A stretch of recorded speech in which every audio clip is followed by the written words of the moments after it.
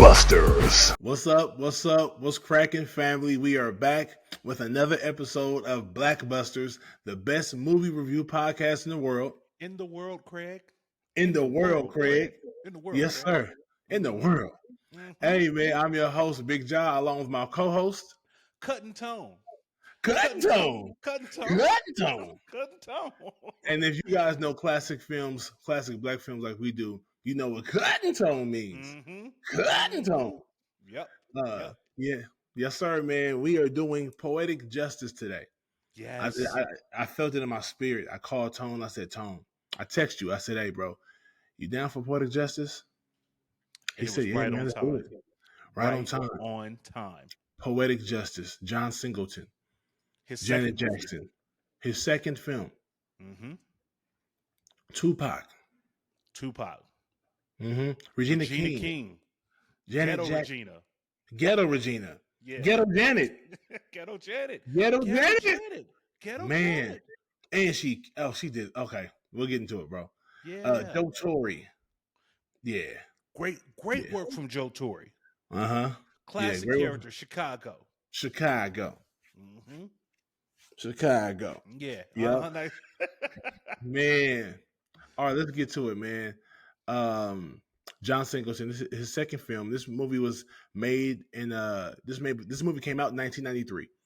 Mm-hmm. John Singleton was the writer and the director, and stars were Janet Jackson, Tupac, and Regina King, as they should be. And What this a is when cast. oh What a my cast. gosh. This is when they're young, bro. Yeah. This is when they're young. And this is 93. This is 30 years ago. Damn. Yeah. Damn, yeah. Man. Yeah. I think he gets this cast off the strength of what Boys in the Hood was. Like Facts. Boys in the Hood was a seismic thing. And I think at that point, John Singleton could write his own ticket.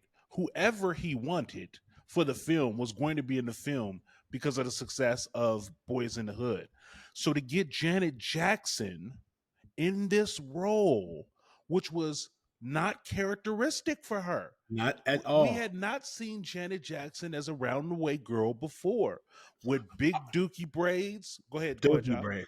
No. That's why I paused, because I want you to get that out. Big dookie braids, attitude, stank face, Smacking gum. bubble Smacking. gum. Yeah, this wasn't Rhythm Nation. This wasn't Escapade. Right. This was a different kind of Janet. I got to take on that. Who I think pulled it off. I Yes. think she pulled it off. Oh yeah. I'm gonna tell you why, and I think you'll agree with me. Before I go any further, Justice, we saw her before, we just didn't remember. Okay. It's Little Penny grew up. This is Little true. Penny all This grown is up. true. You know what I'm saying? I can see Penny being who she was, in love with JJ, and smiling all the time, and then abused by her family, her mother, and then growing a callous over her heart and her spirit, and growing up to be a beautiful, just angry little chick like Justice.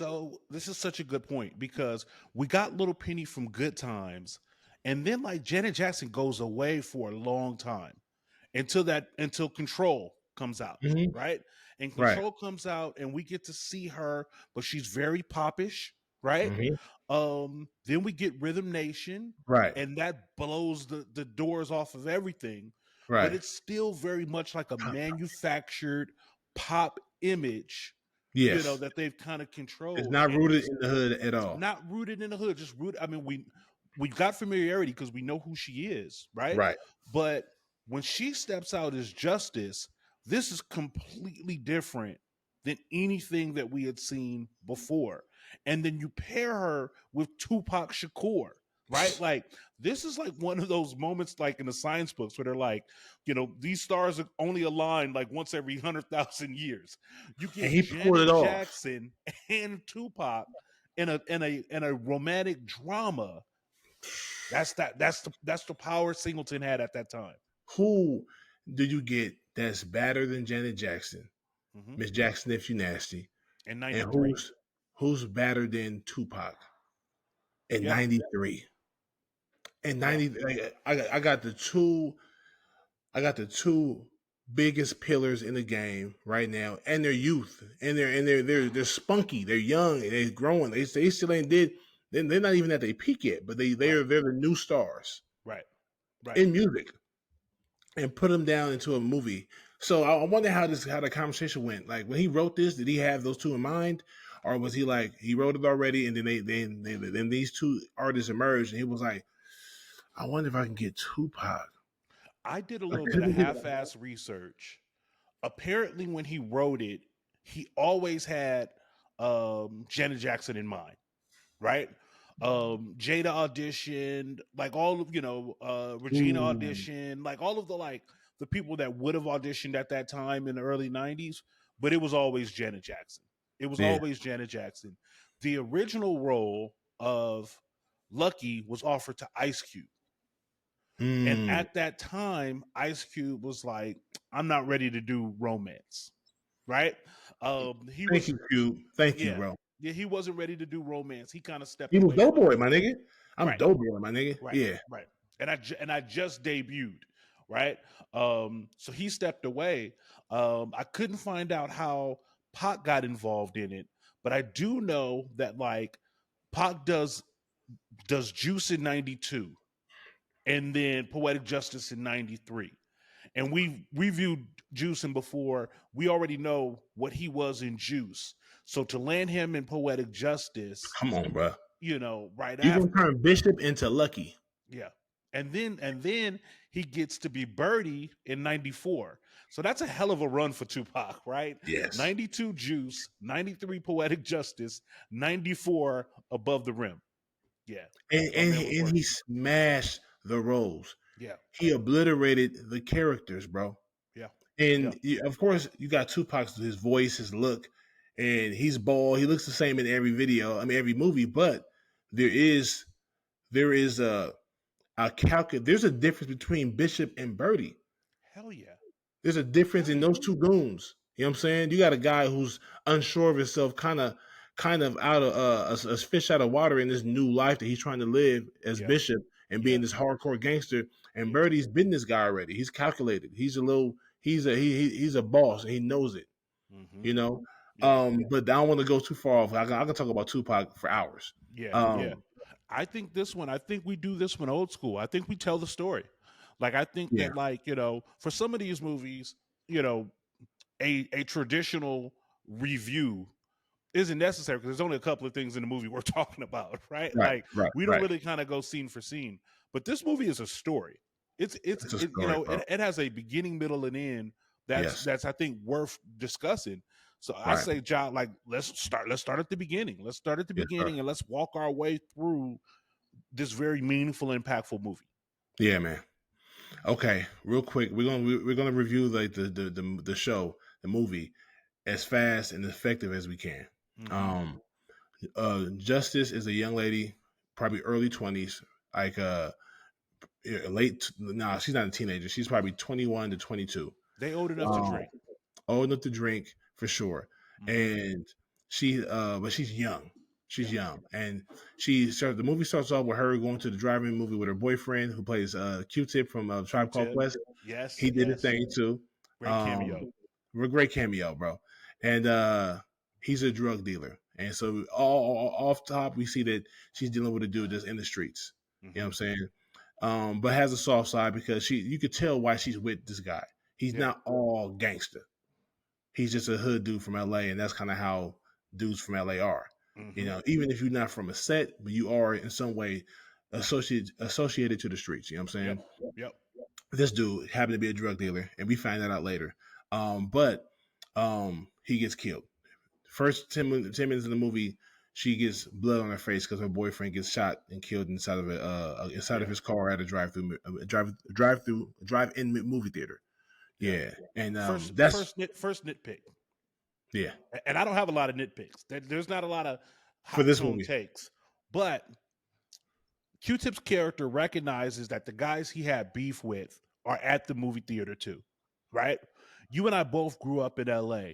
You know how ridiculously paranoid people from LA are about their surroundings.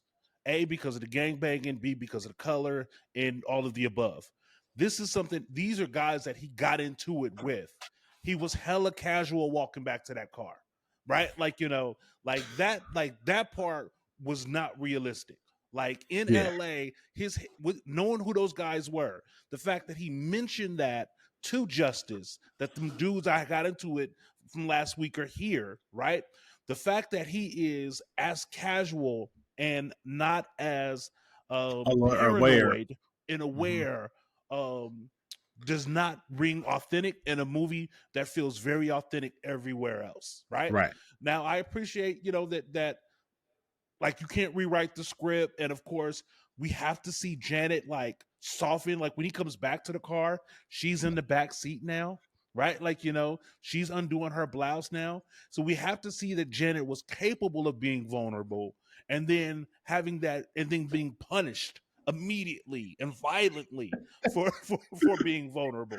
So that all needs to happen, but I think like Q-Tip's head could have been on a swivel a little bit more. Yes. So this is what I will say. The nitpick is valid. Mm-hmm. His walk back should have been like this. Yes, 100%.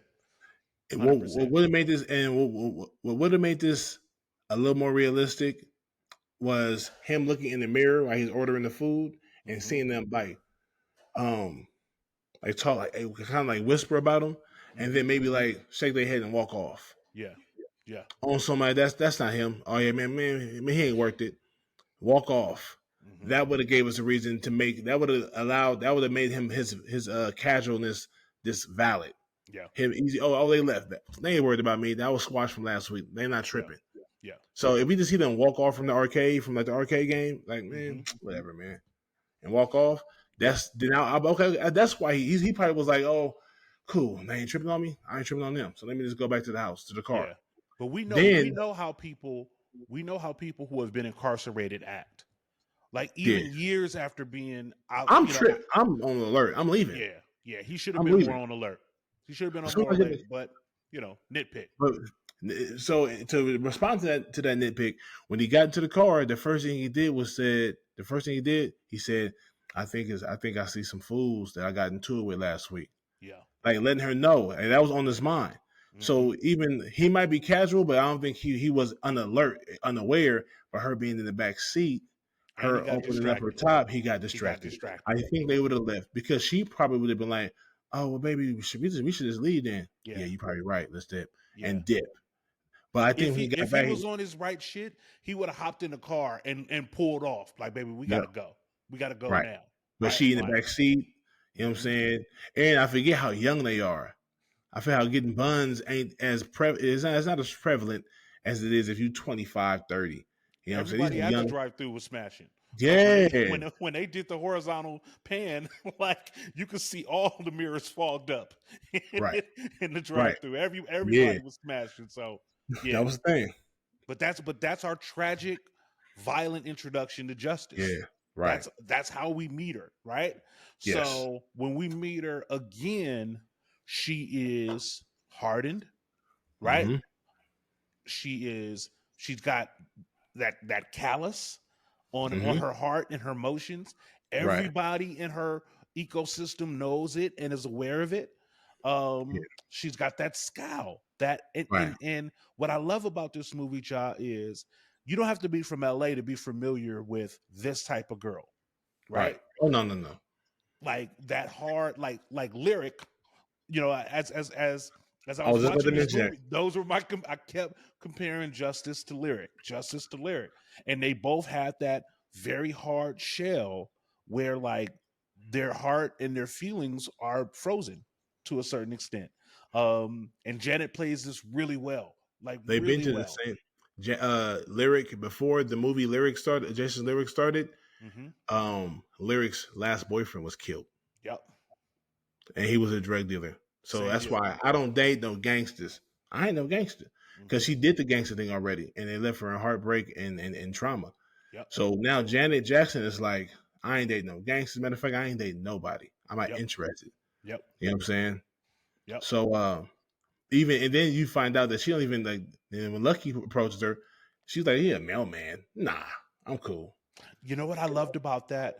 Because I think it was from the very first scene the very first interaction between Lucky and and Justice, and Justice looks at his fingernails.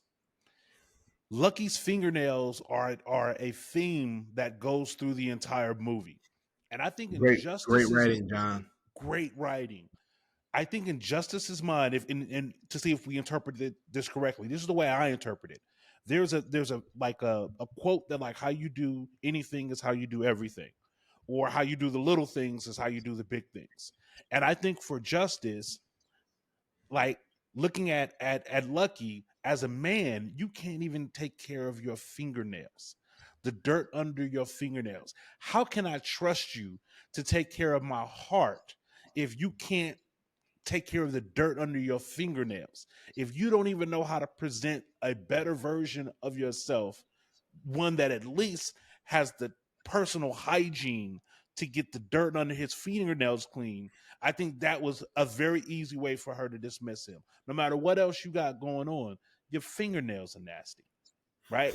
What like, and I think that means something. I think like the fact that we kept going to it, and then the fact that like how things ended up at the movie, that meant something to Justice. And I think So what it much meant, what was your interpretation of her, not fascination, but the importance of fixation the fixation on the on focus. Lucky's fingernails? I think it was showing that he didn't have his shit together necessarily. I think that's And and and she was, but she don't got her shit together either though. mm-hmm. Right. So and as you'll see throughout the movie how her fixation or her attention to the fingernails change. Yeah, She still got attention. Every time she's with him, she's looking at his nails. yeah, Every time she's with him. every time. If you can consider it because he walked into the room, the women liked him. He's not a bad looking dude. Mm-hmm. You know what I'm saying? Even Regina was like, how you feel about him? Even not Regina, but what's her name? Damn. What was oh, let me get her name. I'm tripping. The owner? No, her name was Jessie. Regina King was Aisha. There we go. Yeah, Aisha. Aisha. Uh-huh. Aisha was like trying to hook her up with Lucky.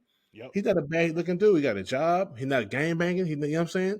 But she had to find something wrong with him. Mm-hmm. She had to find. If you watch when she was looking at his face, he was smiling at her. How you doing? And she looked. She was like, yeah. And she found it. His nails. Yep. Your nails are so dirty. Yep. You can't even keep your fucking nails clean. Okay, that's a quick fix. Yeah. That's a quick fix. But that means he's working. But she's she trying was looking to find. for no. She was She's looking for for a way no. to get to know. Exactly. Yeah. And so, we'll talk about that fingernails later on. But she did. Yeah, she did. She was her attention to his nails were all throughout the film, which I thought was genius in the writing. Super great in the writing. Yep.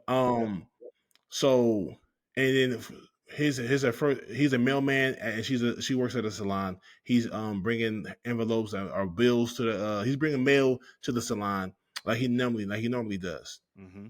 Sees her, see how pretty she is, tries to talk to her, and she denies him, disrespects him in a way. Yeah, when play you him suggest out. you to do it. You And want you to smell my suggest you to do punani? it.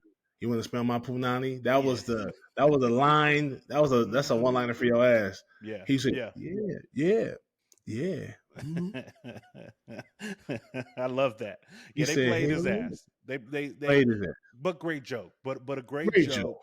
And sent him about his way. And again, it's just like, we're working women in here. Right? Yeah. Like everybody in here is about their business. They seeing their clients, they doing their hair. We headed up to Oakland for a hair show. You can't be half-assing your way in here. With dirty nails and nothing, nothing else, right? Like nothing else. But they sent Pac on his way, or Lucky on his way, and then we get a look at Lucky's life.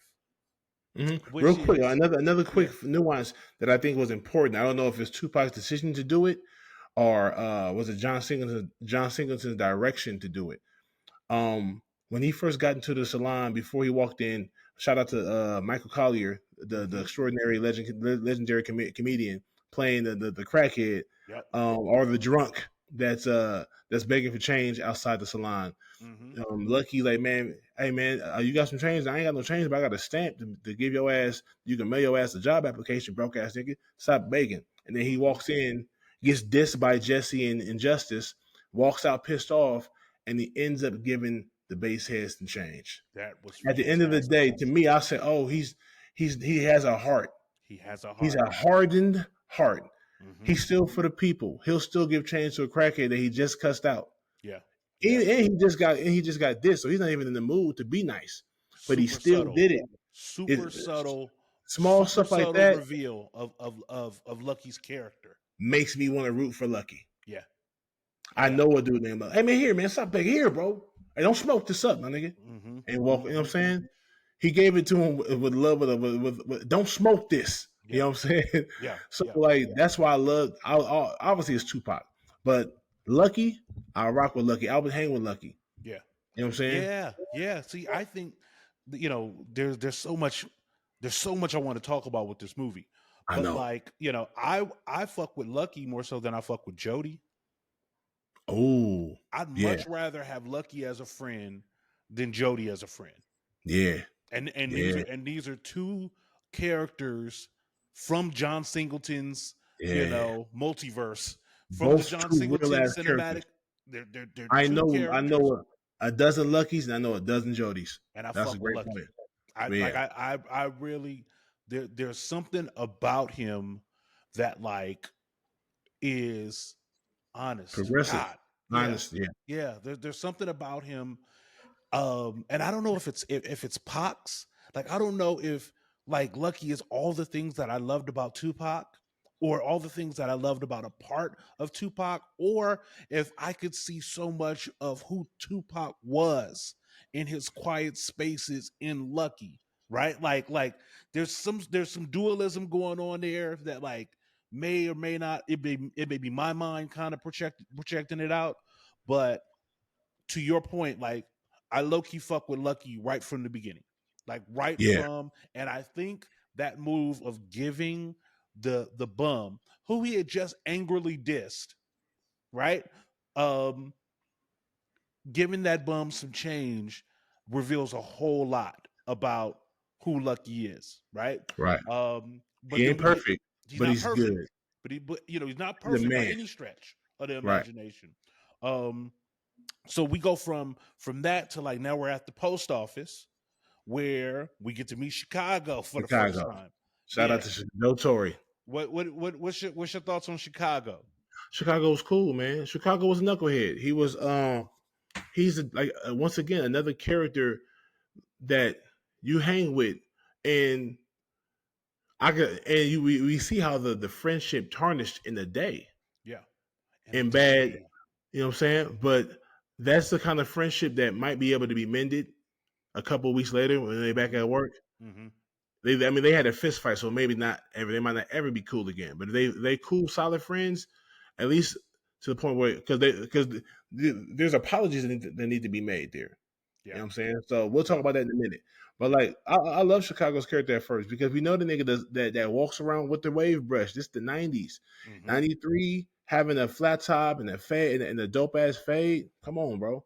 Yeah. And your waves, either you got waves here, but if your flat top was flat topping, you had the box flat and you had the waves on the side. You had the fade. You had to brush your fade consistently.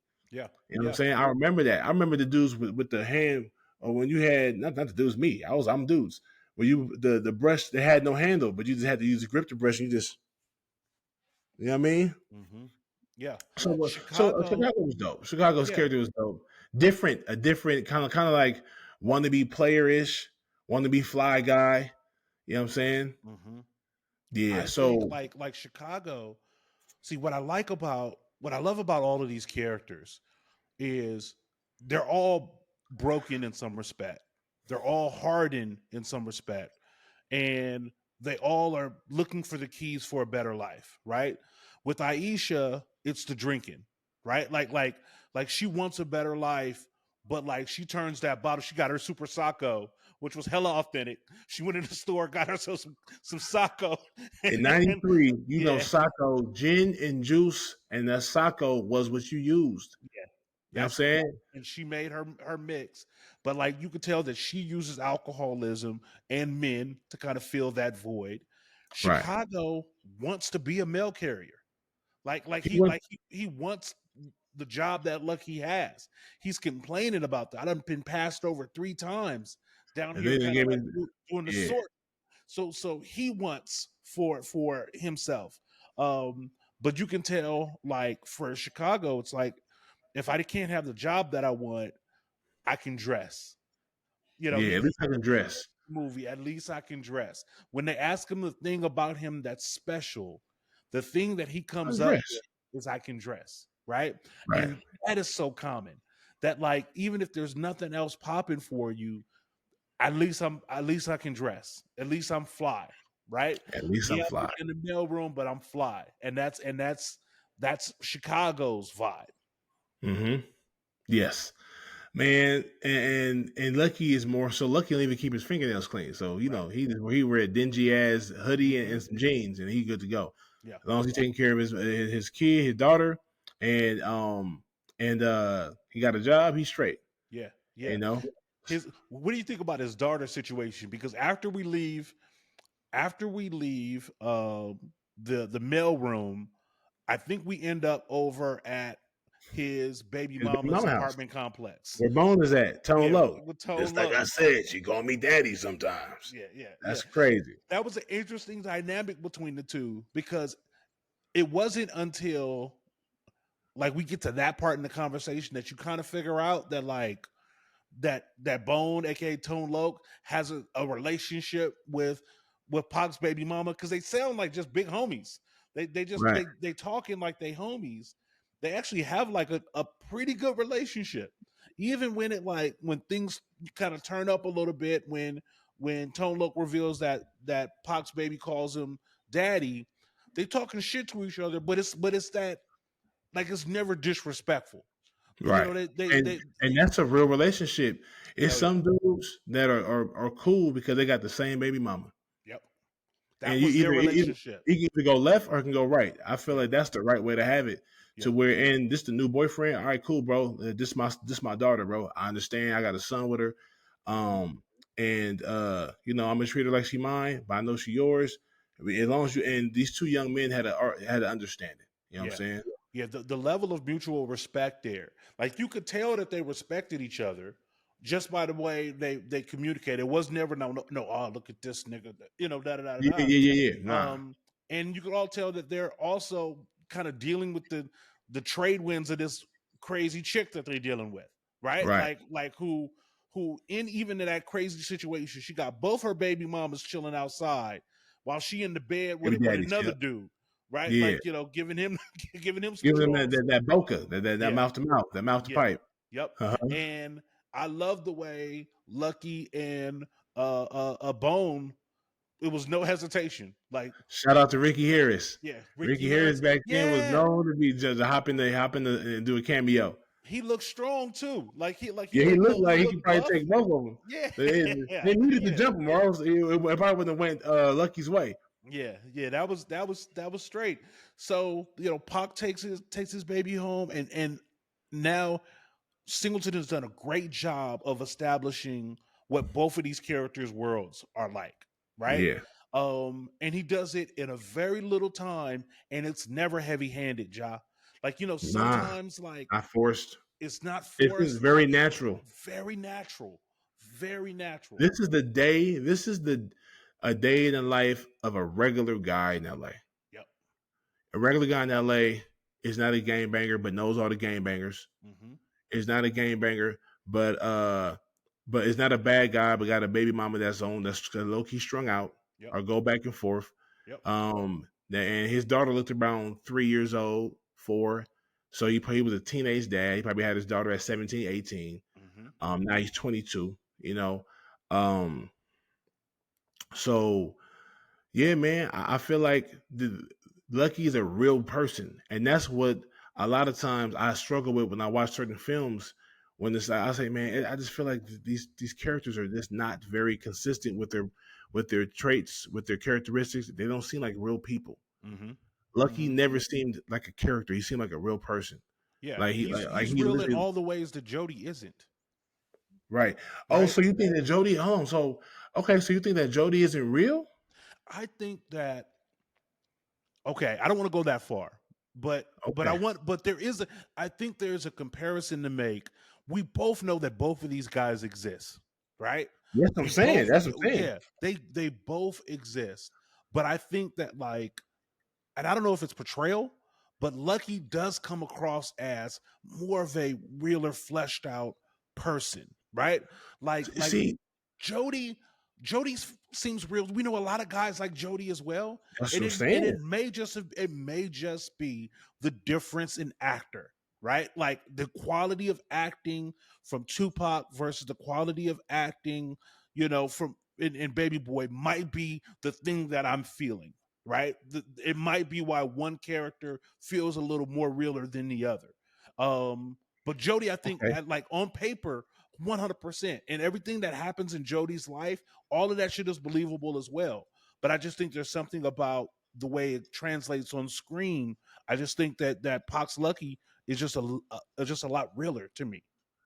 I think they both real, and there's more niggas like Jody than Lucky. I You know what I'm agree. saying? I And agree. out of every 10 black boys growing up in LA, it might be 7 of them that's gang banging or about to, and there's 3 of them like Lucky. They're like and that ratio might be off, but that percentage might be off. But um, Lucky seemed like a dude raised by his mom was probably 15 when she had him, Mm-hmm. and he was raised. His older brother was a gangbanger and got Yeah. murdered. You know Yeah. what I'm saying? Like he grew up. He's supposed to be what Peanut is, Yeah. this Yeah. ignorant, and he was entitled. He was ignorant. He was baby mama's borrowing this girl's car, dropping her off at work, and going to smash another chick. Like he was this a foul. Jody, I know him for Yeah. sure. Yeah. I know what I'm saying Jody is the cousin of Lucky. That you need to be more like your cousin Lucky. Get you a job, man. I ain't about to be no postman. I can see Jody saying, I ain't about to be no postman. What the fuck? Let me Like, clarify. John. We both know that Lucky and and Jody are reflective of real people. mm-hmm, 100%. So I'm not saying that who Jody is isn't real or doesn't seem real. 100% Jody is a real character. The same right. way Lucky is a real character. What I think I'm getting to is that and it has to do with Tyrese's portrayal of Jody. See, Mm, we talked about how Tyrese, I think we talked about this when we did Waist Deep, how Tyrese doesn't do nuanced emotions well. Tyrese, as an actor, does angry very well. He does frustrated very well. He does agitated very well. And he doesn't give you anything else. Pop with Lucky gives you angry, agitated, curious, remorseful. Like Pop gives you a much more well-rounded emotional portrayal. And I think that's why Lucky feels so much realer to me because with Tyrese's portrayal of Jody, we get all of the frustration, but even like the parts where Jody had to play soft or had to play remorseful, it's still so heavy-handed and fistballed because I think the limits of what Tyrese could do as an actor at that point, right? So I'm just feel like with Lucky, I feel all of his emotions because Pac is able to portray all of those emotions well, and I think that's why I feel like Lucky comes across realer because I think the artists had access to more colors to paint and gave a better overall performance. That's I'm trying to clarify my no, position. I get you. I get you. Yeah. I'm still gonna go to bat with that Tyrese situation Hmm. because that's still John, and I feel like John. I That's what wouldn't he be wanted. surprised if John pulled him to the side. Was like, even in your apology is hard. Your apology isn't as soft. I know dudes who don't even know how to say I'm sorry good. I forget that you're And a director. I forget that and you're a man, filmmaker. Like so like as a director and as a filmmaker, this is actually a good point that you're making, Ja. You always bring good perspective because as a director, like I think sometimes as audience members, we forget that like that may have been the direction from the director. Singleton mhm, might have been molding Tyrese to play Jody exactly like that, right? right. This is how I want you to be. and the director saw that performance and said, "Yep, that's what I wanted." Right? Don't Like forget that's the take that I Tyrese. wanted. Yeah, Don't forget Tyrese, sweet lady. yeah, Could you be? You know what I'm saying he's a very charming personality, smiley, like very yeah, good with the ladies type guy. yeah, But Jody wasn't. I didn't see Tyrese and Jody at all. Like that personality. yeah. Like Jody was just like um a brick to me. Like he just he was, like yeah, but he was just a brick. a He's just senseless. emotional brick. Yeah, Yeah, and I think that's what I could be. You could be right. You could be hmm, right, but I think that could be John Singleton's plan yeah, is to make him less emotionally tapped in, if that makes sense. I yeah, think Jody relationship with his mom is different than his relationship with Jody. I mean, Lucky's relationship with his mother is different than his relationship with his mom, with Jody's mom. I say that because even in one scene with in Poetic Justice, that relationship seems like okay, she's the reason why Lucky isn't a street nigga in LA is because of the kind of mom he had, yeah. The right? only But then you look at Lucky's mom, Jody's mom, she raised a dude that don't really have much. He's still living in the house just like she is, and hmm, she still finds attraction to gangster niggas. yeah, Melvin yeah, was a OG. Like her son is growing up to be just like him yeah, in, yeah. in a way. So it's like he probably wasn't raised the best way. He probably wasn't raised with the to have the emotional intelligence that he should have. You know what I'm saying? I'm with you 100%. And I think that's why he's a brick. I think that's why Yeah, he's like, you know what I'm saying? Not, his empathy levels are very low. I'm just bringing in like the better actor factor, right? Which Mm-hmm. is, if we look at like Steph Curry as a shooter and any other like, you know, solid NBA player, the fact of the matter is Steph's still a better shooter, right? Like Mm-hmm. Steph. So in the game, you've got better talent, and your team is going to reap the benefit of having that better talent. Even the Mm-hmm. other guys, everybody can ball, everybody can shoot, everybody's got their strengths, but Steph is a better shooter than everybody else. Mm-hmm. The comparison for me is Pac is a better actor than everybody else, and so you have to factor that into what comes across on screen. Even though Tyrese like did his thing, Pac is a better actor, and so I think because of that, Lucky is a better is a much more relatable character, right? Like I think that like could Pac have played? This is a great question. Could Tupac have played Jody better than Tyrese had played Jody? Mm. And I think yeah. I think seeing Lucky, I can totally well actually I don't know if I could ever see Pac playing like a poop butt like like Jody was, because I don't know if like Lucky is a strong character. Like, Right. but I think that yeah, it would have been a stronger character portrayal of Jody. Because I just think Yeah. Pac is an overall better actor. Yeah. You feel me? Yeah. You may Pac not didn't. agree, but you get what I'm poking at. I definitely understand what you're saying for sure. Hmm. And I think Pac is a dope ass actor for sure. It was he's 25 when he passed, so it's hard to see what he would have turned into. I feel like I don't feel like the gap is that big if there is Okay. even a gap. You know what I'm Okay. saying? I I say there's a think gap. I think there's a gap. um But I yeah, understand. I understand where you're coming from.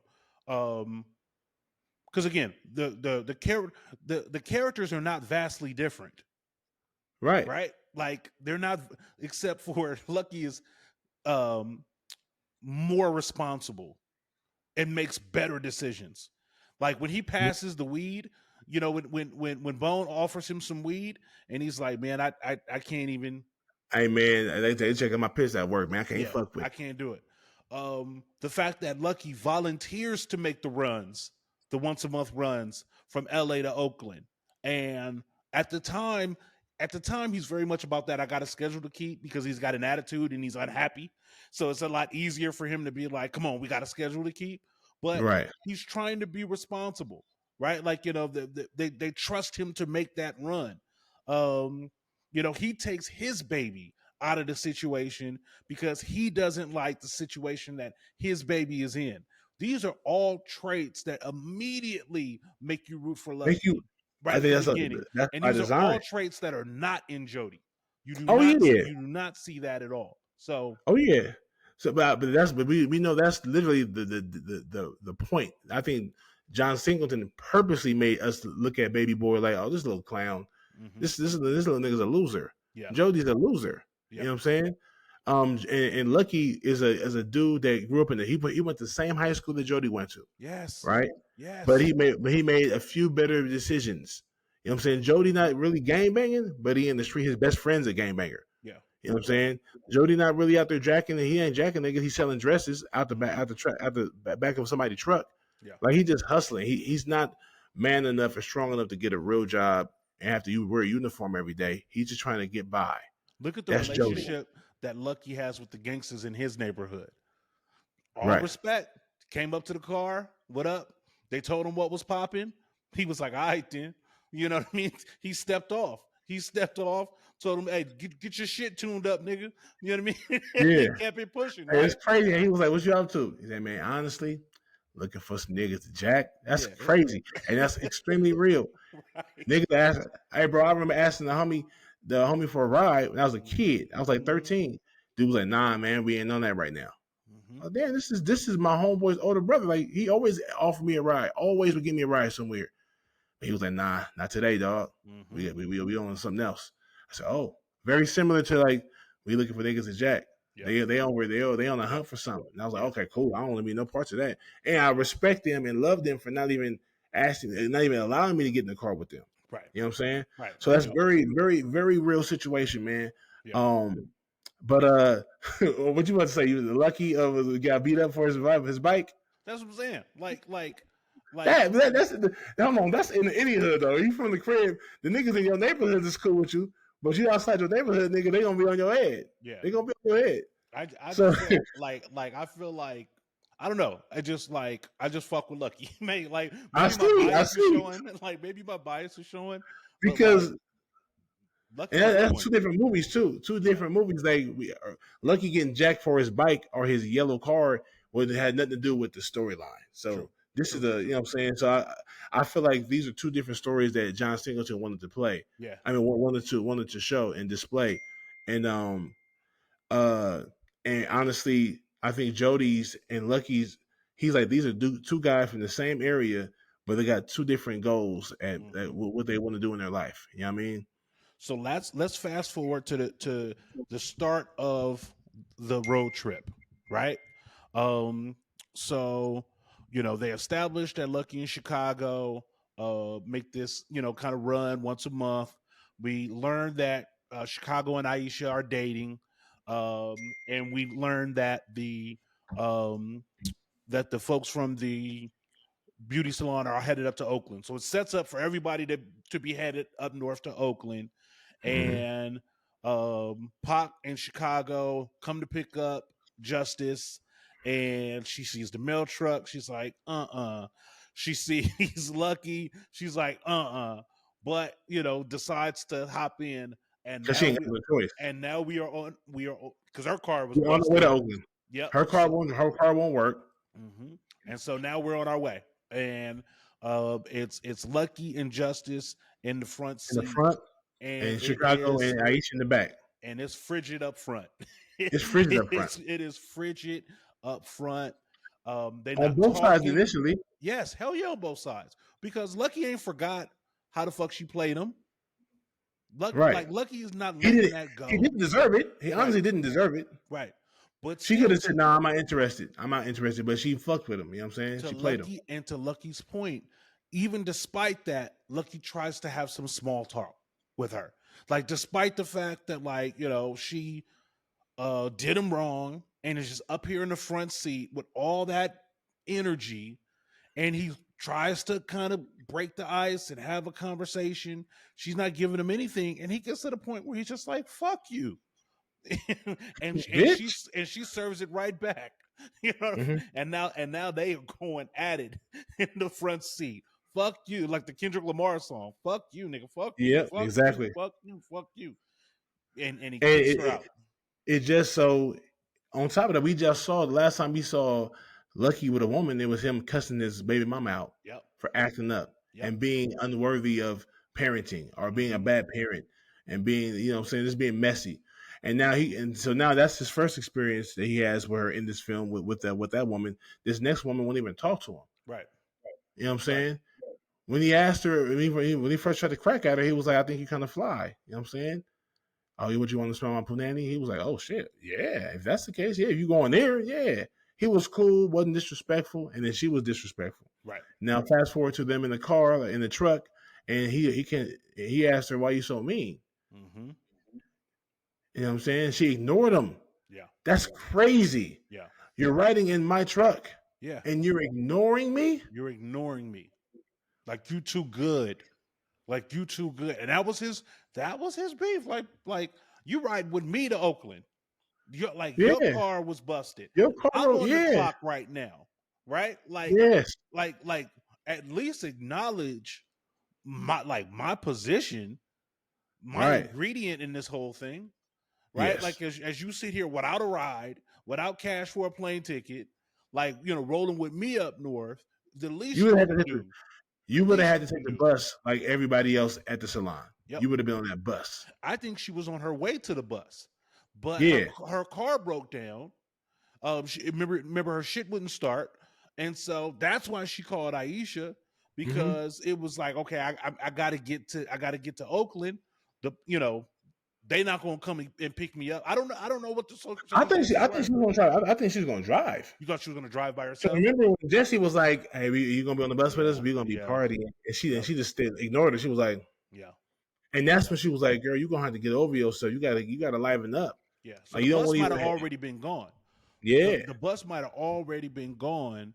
And so she called Aisha. That's why she could have called Jesse. Yeah. I'm about to. Can you pick me up so I can meet you at the bus or be at the bus with you? Yeah. She called Aisha because Aisha already asked her if she would go up with her to Oakland with her in Chicago and a friend. Yeah. So So I'm not the quickest to call the chick a bitch, but she was acting like a bitch. Yeah. For sure. And think about 93.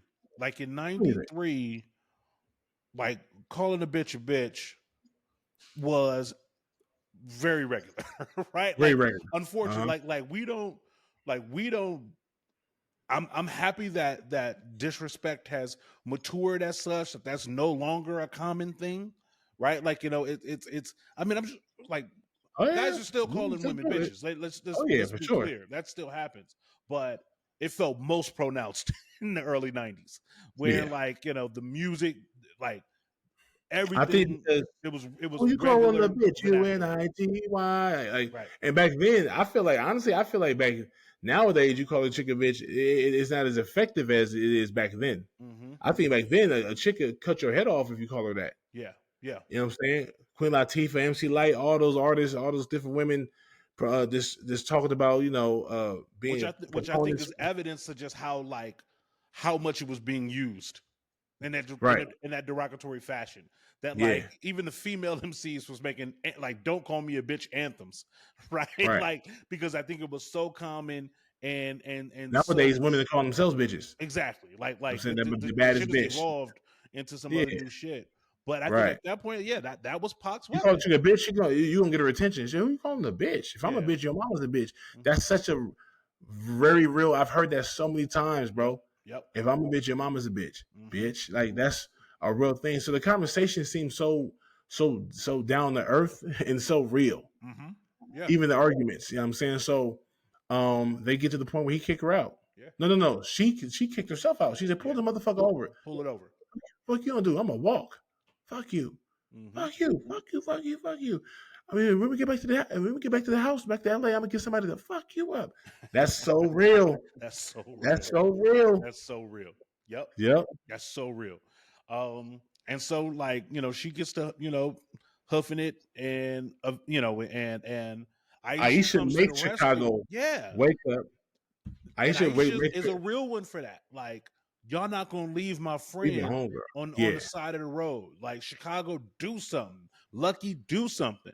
And then ultimately, you know, like, there's a great scene where where Justice is marching down the block and they got the truck marching next to her. But eventually, I thought it was interesting the words that Aisha uses to get Justice to get back into the truck, which is, you ain't gonna let no nigga make you walk all the way to Oakland. yeah, like it's a very interesting and empowering statement, which is like, don't let these two Don't fools that we rolling with impact you emotionally He's like not that. important enough to make you feel the way you feeling right now. Yeah, To we make got to you get do to what you're doing Oakland right though. now. Right, Yeah. right. Let's use these niggas to get us to where we need to be. Yeah, Don't let these niggas say these niggas is not worth the energy you putting into walking.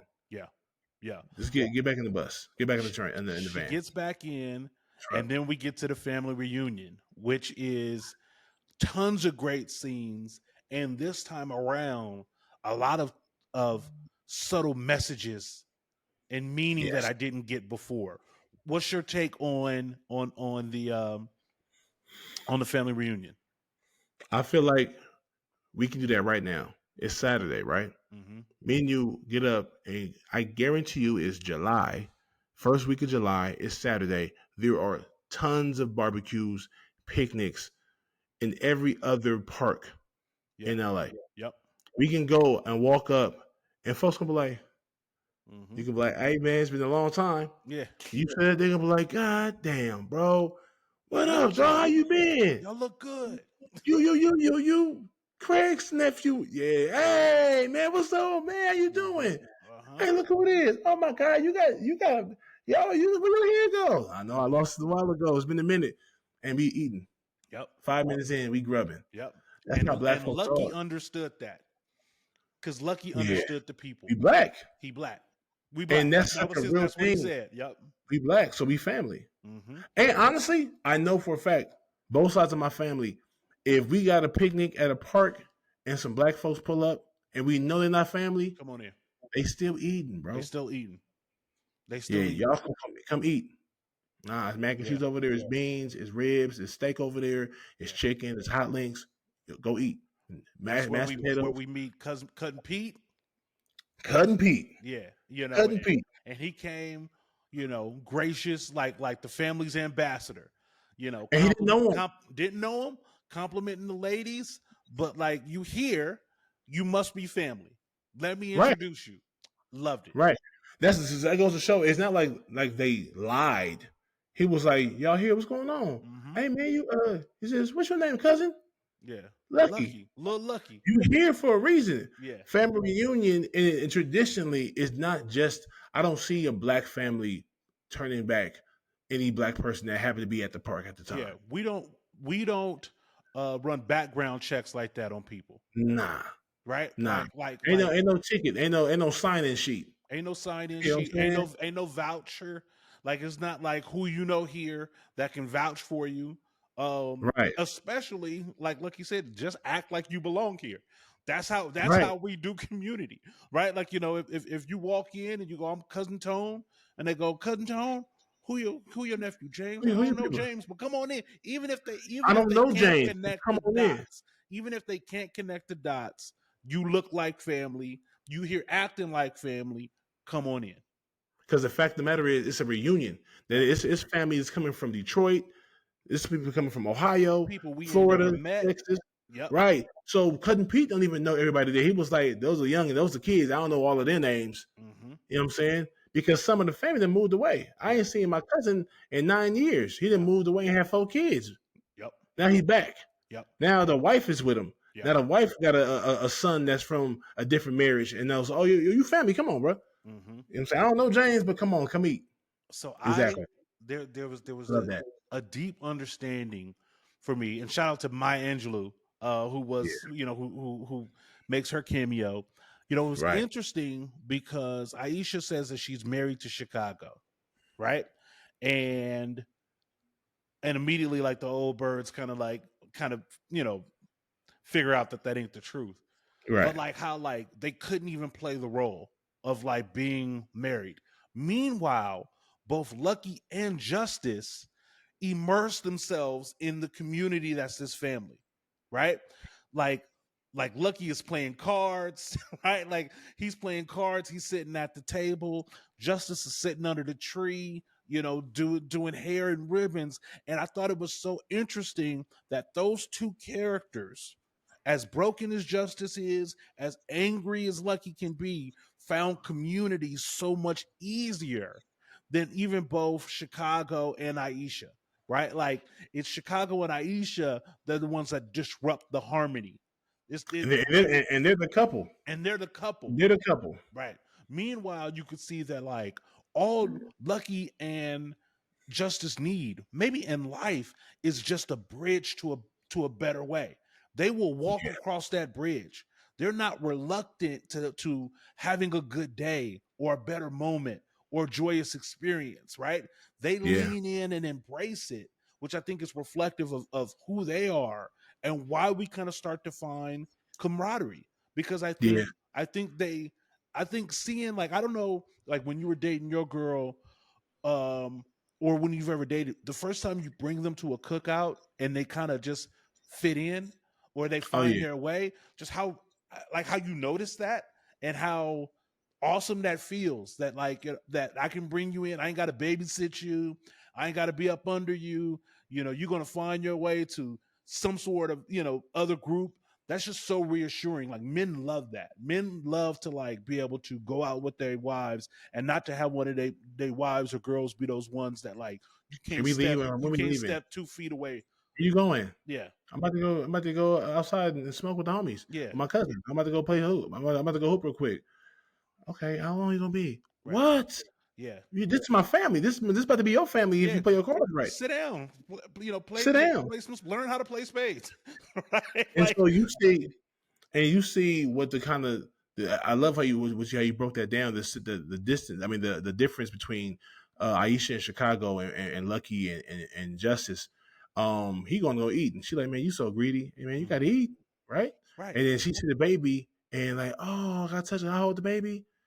Like you, and she's holding the baby. This and the other, talking to her, get the baby back, and then now they sitting down talking. Yeah, talking. She's sitting down there and he's eating, he's chopping it up with her, but he's trying to get to know her, but he still don't know. Once again, he's saying the wrong things. Yeah, because He ain't perfect. He's trying to get to know her, but he's fucking with her too because she's judged. She prejudged him from the day he walked into the salon, and he's prejudging her now. That's the key point. Their conversation, because they lack the language, they don't have the language or the emotional maturity at that point. They're leading with their judgments. Yes, right? You're the type of one that you date professionals, right? You date pharmacists or street pharmacists. like judgment.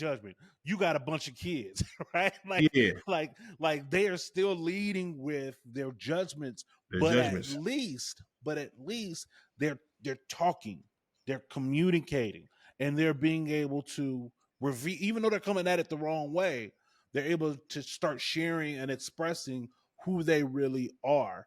And so the fact that like, Justice says, I ain't got no kids, but I don't even like kids. I don't even like kids. And Lucky was like, that doesn't seem right. You just literally held this baby, this stranger baby. So, now we're starting to keep it real with one another, right? Like now we're starting good vibes. Aisha, of course, fucks it up because she's drinking and flirting and, activating Chicago. So now we are out of the family picnic. That's over, and we're down the road some more. Yep. Boom. Down the road some more. The next thing they were doing, they were in the car. They stopped and got some. Was it no the store, right? No, that was before. That was before. They went to the rest stop, and this is where Lucky plays Khalil's music. This is after Justice checks Aisha for her drinking. Yes. Yeah, because now they're arguing. Now they're in the van and they're in the back of the truck arguing about what just happened at the family reunion. Yes. Why you got to play me? And honestly, ladies and gentlemen, I got to ask y'all a question. Though, was Chicago a bad guy, or did his circumstances turn him into a Debbie Downer on the road? At first, he was in a good mood. Everything was cool. But his drunk girl, as soon as Aisha started drinking, things started caving in. Yeah. You know what I'm saying? Yeah. So I Yeah, mean, yeah. No, because I think I think he, like you said, he's a good dude.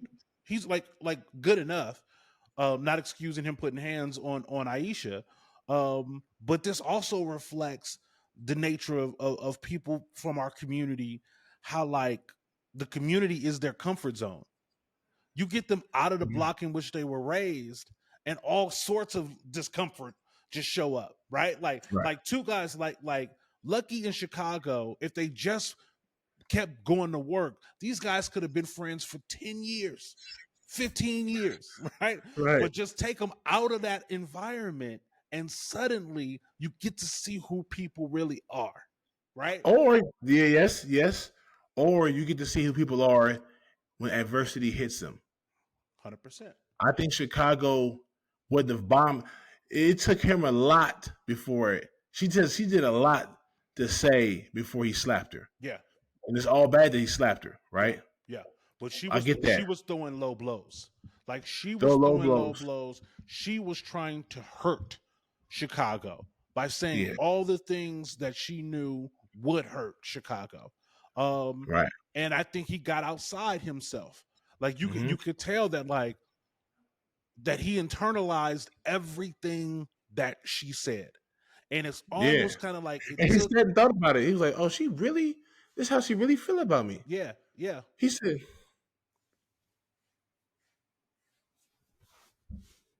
I'm and a then, smack you. I think he realized, yeah, I'm about to, because in the way she responded, let us know that he had never been violent with her before. Exactly. He had She, never put his hands on her before. she wouldn't have Not been acting the way she acted with him. She right, wouldn't have been flirting at the at the family picnic if Chicago had put hands on her before or showed that he might. Right? right, She didn't have any respect for Chicago and at that's all. her.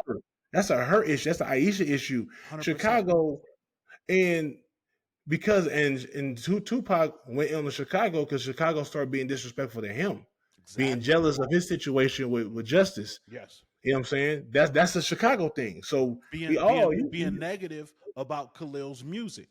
Like for that no was reason. that was important for Lucky.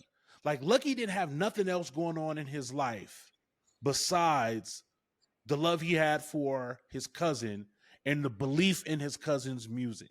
He kept asking. He kept saying, "What you thinking about?" Just wondering what my cousin doing. Yeah, like That's that his was his brother. guy. That was his North Star. Like that Yeah, was his, that was his belief that like maybe life could be different. I this is my and so he's when Chicago comes after Khalil's music, that's a big cross of the line bruh. for Lucky. And then they got to being like, you ain't shit. But Lucky was like, but I'm in the union.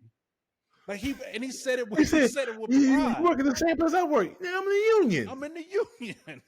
like that meant something to him. Like he had It does. It yeah, does yeah, for because that's where sure. Chicago's trying to be. Exactly. Exactly. I I'm in the think. I union. think. I think it's a lapse of character that a lapse in judgment with By Chicago. Chicago. Yeah. But Chicago was a little weak too. I mean, that's crazy. His mattress game was trash. That's Mm-hmm. unfortunate. Yeah. And he probably made up for that, like buying her gifts and stuff like that. She was saying how much he would buy her. He paid for shit. Yeah. He would pay for shit. So he was a good dude to her. Yeah. You know what I'm Yeah. saying? He's But just the she wrong didn't. girl. She was a wrong girl, and maybe that was the liquor. Because once she got liquored up, that's when things started getting weird. Yeah. She started getting done. She started getting silly. After she made that Sacco. Like Yeah. like Oh, low oh, key, she Aisha was ruined the telling whole me about trip. him. Like low key, Aisha Aisha ruined the ruined whole trip. she ruined the whole The trip. she ruined the friendship. Mm-hmm. She ruined the But she friendship came between. correct on that. Like when she was apologizing and she was telling Justice, I didn't know. I'm sorry. I didn't know. And that was Yeah, probably the first time that Justice had told her why she don't yeah. be hanging out with her. And Because why she acts the way she acts towards people. When people have someone, a loved one such as your mother or father, which is supposed to be your superhero, your mm-hmm, hero, mm-hmm, when they fold on you, it's hard to trust anybody. yep. It's hard to see the good in anybody when the person that's supposed to show you goodness first and foremost it's done, Yep. or doesn't do that, or does the opposite. Yep. So she just um Justice is a very battered woman. This a traumatic, Yeah. just a somber, this very very depressed. You know what Yeah. I'm saying? Yeah. And she found, like you said, that was a quick moment, a quick scene that let her know, or let us know more about Justice, just Yeah. like my mom. And Yeah. then later on, we find out through conversation between her and Lucky, which is a great situation, which is why we know how long. I don't know if you ever drove to the Bay, but it takes about 5 hours minimum. Yeah. 5 6 hours. 5 to 6 hours. So, and if you don't know anybody, you can sit in the car with a stranger in the first hour, and by the 6th hour, you know a lot about that person, Hell yeah. and y'all probably gonna end up being cool. That's You know what I'm that's saying, or not. But and I think that's what this was. this movie does a great job of illustrating time, and not only that, because one of the things that Lucky says, which I thought is a great line, is I get a chance to think when I'm out here. Yeah. I I don't can't get this. In the city, I can't think like in the this. city. I can't think like this. So they get further away from the city and that quiet, right? And I think Justice begins to understand that there's a lot more to Lucky than what meets the eye. Um, Hmm. and so, like, I think so they kind of like start to have their moment. It's interesting, by the time we get to like the African marketplace, it is Lucky and Justice that want to go experience things. They Right. want to walk. They're getting That's very LA-ish, because LA people grow up in LA don't go nowhere. right. And People, who's I know tired of people who be. walking? Chicago and Aisha are tired of walking. That's They because they're tired of each other, and right. Aisha That's drunk. true. That's true. Yeah. And So Aisha drunk. yeah. But we get that, we get the softening, which is great. Then ultimately we get to the scene where Chicago hits Aisha, which we already talked about. Before that, hold Yeah. on. Mm-hmm. Before that, I wanted to, there was the scene at the marketplace where he asked her about her poetry, Yes. and he says, "What do you write about?" She said, "What's in my heart?" And he says, what's in there?" And she says, "I don't know." Yeah. He Yeah. says, she asked, "What's in yours?" He was like, "I don't know either." That lets her know he just like me. He just like me. He's just Yep. like me. And he asking me questions about myself. Yeah. Like, I want someone, I want a guy to relate to me. To explore. And To explore. yeah, To he explore. was asking initially when he first walked into that salon. He was just trying to talk to her. How you Yeah. doing? My name is Lucky, and she brought up the sex, and he Mm-hmm. was like, "Well, shit, since you going there, you can tell by his reaction." He was like, Right. "Yeah." He was like, he wasn't trying to smash off top. He was No. trying to get to know her, but she prejudged him, and Right. she led with the sex. Yep. And since if he was like, "Nah, I don't want to smell your punani yet. I want to actually talk to you and But who take you gonna out on a say date." no? Like, Right, because not to Janet Jackson. yes, because she positioned it like you can have it. Right. Like Right. that's like she And that's a real smiled. nigga thing. Yeah. I'm a gentleman, unless you Yeah. don't want me to be. Unless you don't want me to be. So she realized there's layers to Lucky. She realized this dude is cool. He's growing on me. I'm growing on him. Mm-hmm. And then now they in the front watching Chicago and Aisha go at it outside. Yeah. I want to take a quick beat to talk about what poetry and rap means to broken and callous people, right? Mm. In Jason's lyric, poetry is the thing that lyric leans into, right? I Mm-hmm. think for people that have, this is for all people, this isn't just for black people, but like especially I think for young girls, poetry, either the poetry that they write, most of the times the poetry that they write is them trying to put what they feel into words, right? Mm-hmm. To help them understand their own emotion. I think in some instances that's why dudes get to rapping, to kind of do the same thing. They've got these feelings and these thoughts and these ideas, and putting it on paper is a way to help them Therapy for them. understand themselves. Exactly. And Coping so mechanism. when you ask a girl in that situation about her poetry, Mm. like it's a much deeper ask. And I think to your Yeah. point, like it means because this poetry is me. It is my thoughts, it is my fears, it's my hopes. And if you're curious about my poetry, that means something, right? And even the girl might not even fully be able to understand it or recognize it right off the bat, but that will thaw a cold heart.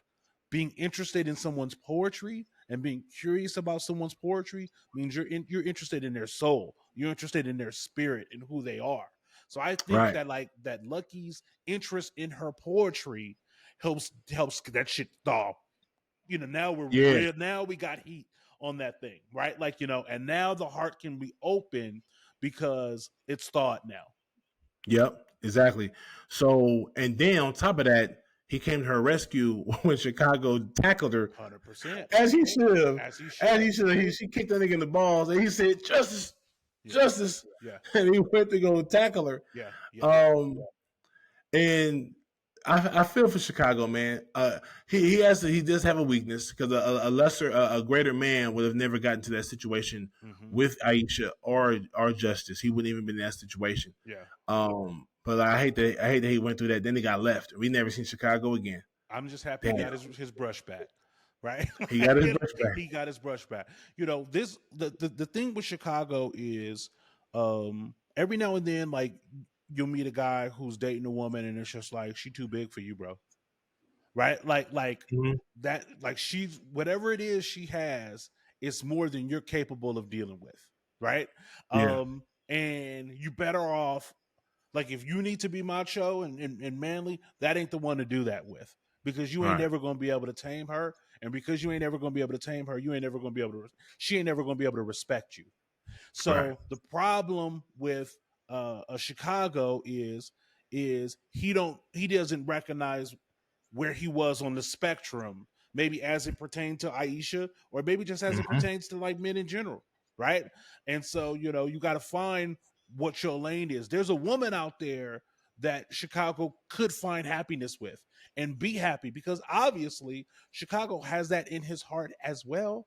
Right? Like they're still young men. They're 22. So of course they're going to lie to each other about what's going on and how many times they smashing and everything. But like, Chicago's not a bad guy. And when he was qualifying, when they were at the beach and they were all in their thoughts, like, Chicago told himself what he thought about himself, right? Like, I got a job, I got a house, like I got an apartment, right? Like I'm doing the right things. She may not like that shit.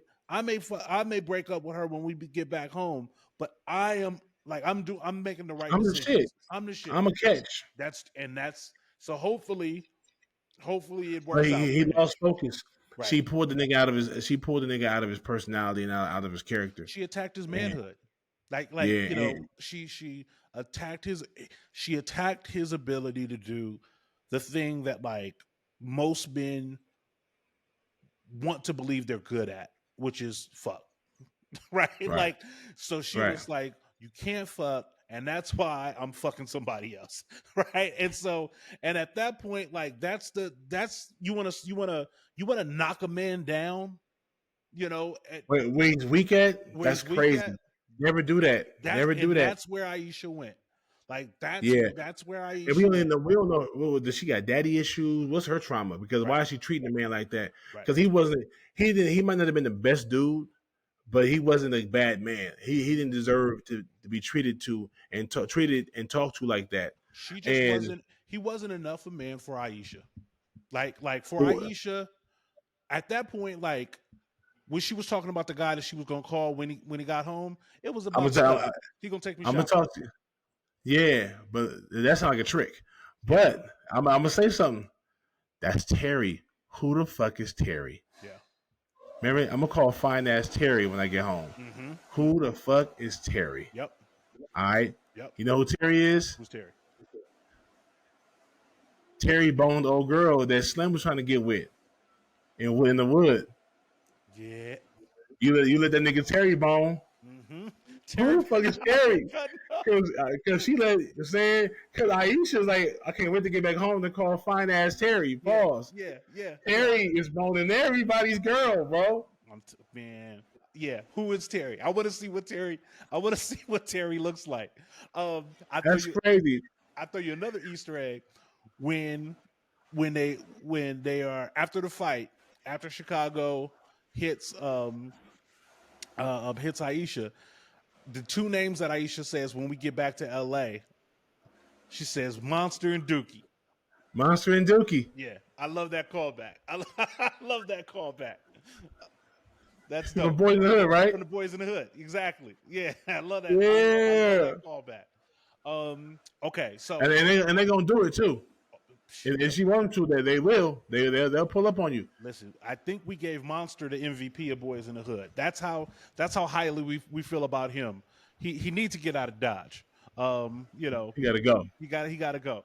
And then like I mean Dookie, the character that played Dookie was who was in the car. There was a lot of throwbacks. That's Dookie. That was Dookie, and And then Little Doughboy was in it. uh-huh. He was at the salon. He bring back my change.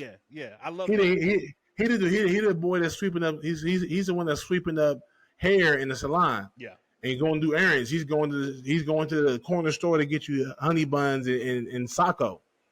Right. You know what I'm saying? Right. Exactly. So Okay, so let's go from there to after the fight, and now we're in like the beautiful park overlooking the water, and Lucky is there kind of sitting by himself, and we have this beautiful moment between Lucky and Justice. I really love what Singleton does with this scene. I love what he what does is that? with this scene. I mean, there's so much. Go ahead. So He brings yeah, no. no. You got it. Cook. Like I I said, love. I think what you're about to bring up is the nails. boom. She brings his nails up again, Yeah. and she says, "Give me your hand," and she starts cleaning his nails. Let me fix you. Because now you're worth it. Let me care. Now I see value in you. Yeah. Now I see. Now I'm interested. Beautiful. Instead of just dogging you and telling me how and letting you know how good you are not for me, let me try to help you. Beautiful. She You know what I'm shares. saying? She shares with him without saying it directly. Lucky's been asking her since the opening scenes of the movie, "Why you so mad? Why you so mad?" And she tells him why she's so bad. And for the first time, yeah. And I watched that as a grown man. I was like, oh. When I first saw this movie, I was 12, bro. I was a kid, and so it was a classic to me then. Like I just loved the movie. As a grown man, I see it through different glasses, through a different lens, and I'm like, yeah, the scene was extremely powerful, bro. I felt like it was organic too. I felt like sometimes when I watch a movie, I'll be like, okay, they have to have the two characters find each other at the end of towards the end of the movie, and they have to like each other. They have to have a kiss, and sometimes it feels forced. It seems like it doesn't really make sense. Like they didn't the director or the writer or both didn't do enough work in the film to make this connection seem as authentic as it should seem. Yes. Here in this movie, it felt good. It felt right. I felt like they've been through enough to come to this scene and be like, okay, the kiss is time for a kiss. And here's what I love about the kiss. So Justice reveals everything that she's kind of been through in her life. Lucky goes, damn, gives her a kiss. Justice stands up, takes a couple of steps forward, and you see her exhale. Almost like everything that she had been carrying with her up until that time, she let it go. Let it go. And then she sits down. You could see her put the blanket around the blanket over him and kisses him again. And right. So that moment, that beat where she releases everything, that was everything. It's such an amazing the music, the scene, the shot, it's where it happened amazing. At. Yes. Come on, and then from there we finally get to Oakland, and we get to Khalil's block, and the police are out, and he goes to his auntie's house. The door is wide open. Ain't nobody in the house. He's calling everybody's name. No one's answering. Yeah. He comes outside. Maybe they all outside because there's a commotion. There's this fight. There's this caution tape out. There's an ambulance and police everywhere. Maybe my family's out here seeing what's going on with that with the travesty, whatever happened. Yeah. As he gets And walking. the worst possible news, like the worst possible news that especially at that moment for him, right? Like he's being honest. He tells, Justice, like, there's something I got to tell you before things kind of go too far. So like, this is like a real, like, opening up for everybody. Like, she opens up to him. He opens up to, like, the thing that you might have a problem with. Like, I have a girl, she pops a little attitude. Why didn't you tell me at the beginning? He's like, I didn't know. I didn't Like, know. I didn't even know Believe that by me, the the time we got beginning of, here. but this morning I had no clue that I would feel comfortable enough or even feel the need to tell you that I have a daughter. Yep. This just happened literally, and she had to understand that. She had to understand that. He finds out about Khalil, and she is so comforting to him. When they're driving, she's got her hands on his face, rubbing his neck, his face. His neck. When he's after he parks at the hotel, and he's got his his hands in his head, and she's rubbing his back. And he hits it. He hits the eject button emotionally because Lucky is not able to process the emotion of what he's feeling. He doesn't have the ability to say how he's feeling. He doesn't have Justice's poetry. He doesn't have words to express what he's feeling. And so he locks on to this thought that this wouldn't have happened if I wasn't here with you. He got to blame something. He's hurt. So he got to exactly. I got to hit something. I got to hurt something. I got to be by myself. I got to push everything away. And it's you. You don't want to happen to be here, so I'm hurting you. And she was, you could feel her hurt. Like, damn. Really? Once again, I'm gonna use the phrase you used. I'm punished. Every time I give every time I get vulnerable with a man, yes, I get punished. I get punished for it. And I thought that, like, we haven't talked about her a lot, but this really kind of goes to Jesse's character, played by the beautiful Tyra Farrell, who her whole life philosophy is, like, I get dressed and I dress and I rest, right? Like, like, I'm not giving nobody no time, no energy because of this. Because that's what happens. Because the first thing you see her do is shake her head. She's watching from a distance. She sees what happened and shakes her head. And it's Justice that tells her, don't go judging nothing you don't know nothing about. Right. Which I thought was fantastic. And a stand up for that. They go to the hair show. They seem to be having a miserable time. Like, the networking must not be popping, or they hella fish out of water, or they came in last place, because nobody looks like they're having a good time at the hair show. Right. And then we get to see Lucky having a conversation with his family over Khalil's equipment, and I thought that was dope. That's super dope.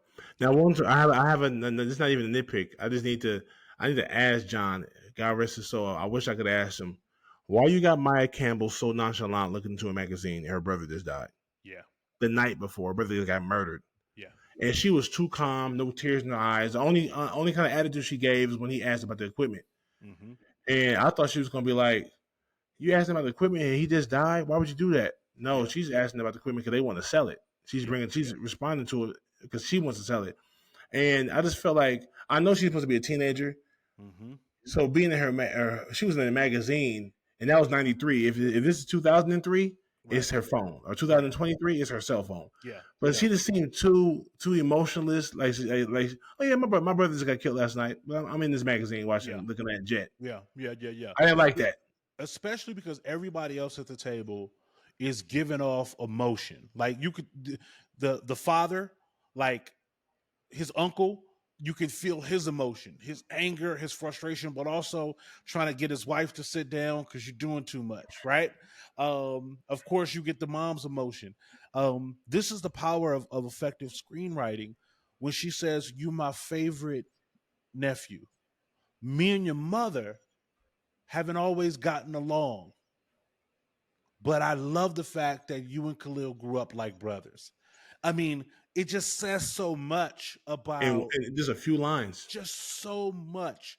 And it also confirms that even in this woman's grief, she affirms Lucky for who he is. Like, you were always my favorite. And Lucky's earned that. She's not just giving that to him for no reason. We don't get to see it. That's why it's fantastic screenwriting. But we get to see that like Lucky is consistent. Everything that we've seen this character kind of be is who he is and who he is all the time.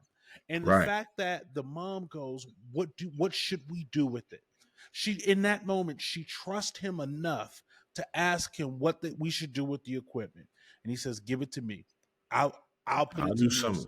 I'll do what he what would have wanted done with it." Yep. Perfect, And awesome. that was effective. It was. I don't think it took too many lines, too many pages to write that, and it was Yeah, effective. And it was like a softened blow. It softened the blow of his brother, his cousin being dead. yeah, And like there's still life. Life goes on. There's still life after his death, and he's still going to push. He's still going to push. yeah, You know what I'm yeah. saying? This movie then starts to end beautifully, like the poem that it is. Mm-hmm. We have Justice coming back home, and you can see her working through the emotions, and it's time to put the black clothes away. Right? Whole closet full of black clothes, Whole closet full of black clothes. She full kind of of puts golf. those away. Uh You huh. see Lucky working to put together the equipment, That's tough for plug him. plugging up the stuff. And then the movie culminates back at the salon. Before you get to that, Yeah, uh-huh. he's holding his face. He just shocked himself, and then he looks at his He nails. looks at his nails. Oh, Now I'm that's nuanced, man. Yeah, that is that's directing. That's that's writing, and directing. that's directing. That's like making Yeah, sure nonverbal display of something, telling a yeah, story through yeah. nonverbal methods, man. That's I'm so glad you brought that up.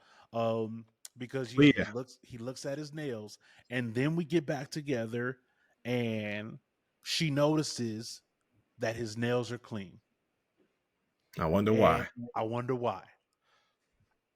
I mean, that is so. It seems so subtle and thrown away, but it's such a powerful beat that even everything else. Because like I appreciate his apology, but like the fact that he comes back to her with clean nails, like is so significant. Like I'm ready to take care of the little things. Like And I heard you. and I heard you. I heard you. I heard Women, you. women. My wife included. Women, they want to make sure that their husbands or the men they're with listen to them. Yes. And You know take what I'm saying? action. Yeah, And take take action. action. And that's what he did in that moment. I mean, Lucky does all the talking in that scene, right? Like he comes in, his nails are clean. She mentions that he he does what she needed was he apologized. Mm-hmm. He said Yep. he apologized. Um, do you forgive me? And not only does she forgive him, but now she embraces his world, his poetry, which is his daughter, right? Like Mm-hmm. like the thing that matters most to him, and she takes care and concern and Mm-hmm. escorts her over to the chair and puts the tissue around her neck and gives this little girl options. Ask her Mm-hmm. what she wants. Curls, Yeah, ask her who her teacher is. Like Mrs. it's Frazier. curious and looking into Lucky's life the same way Lucky was curious and looking into her poetry, right?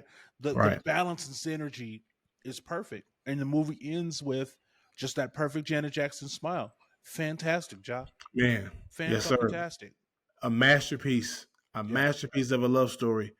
A hood love story that is so relative, so relatable, so real to me. Mhm. Um, it's dope. Where two unperfect people can find a perfect match. And what I love so much about it is, in many respects, Ja, it's minus the romance, right? When we Mm. think about Jason's lyric, Jason woos lyric over time. So from the climbing up to to the railroad, Hmm. to the flowers, to the making love, to the all these, like, we get to see a courtship over time, which kind of like takes its course over time. In this particular instance, the the only romance that we get is maybe at that park at the top of the hill. Hmm. The amount At of the beach, screen beach at the side, yeah. beach, the amount of screen time that the quote unquote romance has in comparison to everything else is so small. But even with like that little bit of romance, Man, how the way things end are so meaningful and impactful and loving and open, that like, and you spent such a little amount of time of them no sex actually, scenes. no Now, sex question: scenes. there was no sex scenes, but did they smash Oh, he smashed. outside? So I was as a kid. I Mhm. didn't think that I didn't even consider them smashing. I was a kid, but Did you think that they smashed outside in that park? that's what I'm saying. She said, "Why would you? Oh, Why wouldn't you tell me before? Why so wouldn't you you tell me got all this something. before?" You got something. That's very interesting. That's very Because she said, interesting. "I got something to tell you." She said, "Don't, Lucky, don't tell me you got something." Yeah. Yeah. Nah, nothing like that. Is there nothing like Damn. that? So Now, I think she gave up the buns, bro. I'm gonna say no, but that's a great question. Jason smashed lyric outside in the meadows. This is true. I mean, and the park was secluded. They did have a blanket. I just don't know Aisha if in the back, passed out drunk a little passed bit. out drunk. Does Justice seem like the type to give up the buns in a public park? I mean, it would have Hey, been a perfect location for it. so in her mind, she's not a slut bag. She's not a runner. Yeah, She's the type of chick that lives in the moment. yeah, In the moment, like sexual bliss right now at the beach. You know what I'm saying? Me and this man yeah. that I just fell for. Justice does Maybe. not strike me as at the type that is going bun free. That's giving up those I mean, buns. she was the type It's that'll give the panties up in the back of a truck at the drive-in, this is back of also a car true. This is to a once drug you dealer. damn Ja, damn Come Ja. on, man, you That's gotta such a great figure. point, my man, because that's such a funny, fantastic point. Once you get the right pin code with Justice, and you are now inside the heart circle. She showed that she was down to smash in the back of a car In at a front drive-through. where other people are smashing at, and also she wanted to know. He was trying to get his hands in her pants. She's like, "Do you love me?" Mm-hmm. Yeah, I love you. Tell me why you love me. Yeah, Because you fine. Oh, that's deep. Because I'm fine. That was not the passcode. that was not the Entry passcode. denied. Matter of fact, go Yep. give me some popcorn and some juju beans and some But bonbons. when he stopped and said, "It's You because of them poems you wrote me," that's the. re- that was the passcode. Yep. Yep. She just wants to be loved, bro. She wants to be loved. She wants to So hear. it makes sense that she could have smashed Lucky at that park. I never thought about this movie's 30 years old, you said? Yeah. Man, I never once thought about Justice and Lucky smashing in that park. Um, I think it's 100% possible. I Yeah. do think that had they shown it, it would have cheapened the movie. Yes. It would have. Yes. So I understand. I under and because the line that comes after, and it may have been in the script, because you're right when she says, "You got something." It's almost kind of like I done gave you the buns. That's the kind of like That's what made me. When I was a kid, you got something they didn't register. As a mhm, grown man, I was like, did he beat? yeah, Did he because poke? you wouldn't have did that over no tongue kissing, right? Right. Like like you ain't so you got something is and the way she was so reactionary with it is you got something like after the fact, not like it wasn't like you got something you gonna fuck up what we gonna do moving forward. It felt Right. like you got something and I'm He worried didn't tell about me what we about it. just did. Yeah, Right. that's There. That's Well, really what good. y'all think? Hey, family, what do y'all think? In the That's really comments, good. y'all think that that Justice and Lucky smash on the beach or nah? Let us know. Damn. Damn. Okay. All right. Let's get to some awards. Is there anything else? Anything else? Of course, there's other things else, but I mean, we've been on here, we've been at this for an hour and a half. Yeah. So, I just want to say, I just want to reiterate that the ending was great. His apology was a hood nigga's apology. He said, "Hey man, everybody make mistakes, Mm-hmm. but I'm sorry." Yeah. You know, he was wrong, but honestly, I think she realized because she was a little too excited to see him. I thought that she would have an attitude when he showed up there, Mm-hmm. but I think him showing up with the girl that softened it. Just like she saw the baby, was like, "Oh," her seeing that pretty little girl, and she was a little gorgeous little girl too. She was adorable. And he came correct. He had his button up on. He had Yeah. his, had his fingernails clean. And he addressed the issue. He didn't bring no flowers. He Right. did well, the baby girl with the flowers. The daughter with Yep. the flowers, but he didn't try to war her over about like, hey, let me take you out. He addressed it. You know, what took me a minute to come over here, Yeah. down here, but And I she was messed up. happy to see him from the moment she saw him. Right? Right. Like, from the moment she saw him, she's already wearing the light colors, right? Looking good. Yeah, she's already looking good. She's already over that. She is receptive for this. Right. If it was like a hood version of like you had me at hello, right? Like she was already down Yeah. to turn the page and move forward. And his clean nails and his emotional maturity in apologizing was literally just the icing of the cake. And Yes. I think that like if we crystal ball it, I think they work out. Oh yeah, they work out. I They think work they out. work out. I think that like they're going to be together. Like that Because I feel like reminds me they're. of a couple that gets married. Yeah, I think feel like that's that. I feel like they're together. They like each other for the right reasons. That's Yeah. why. Yeah. You know what I'm saying? For the right reasons. I mean, like right now, like Lucky owns a couple of UPS stores in the hood. A Right? notaries. Yeah. He Notary. might even be he's a notary. Yeah. Yeah. She opens up her own hair salon. She got her own salon, and and you would never know that they was yelling fuck you" at the Yeah. on You never know it was Rocky yeah at the on the beginning. 101 North, right? I Like, want to say that him and Chicago become cool again. Maybe not best friends. They weren't really best friends. They were like, nigga, I just work with this dude. But they was cool enough to do these trips like they normally do. We do this all the time. Why are you tripping? He like, bro, I apologize for hitting her and for tackling your woman. You know what I'm saying? And I think they got to go back to work. They work together. I'd like that. I'd like for that to be the truth.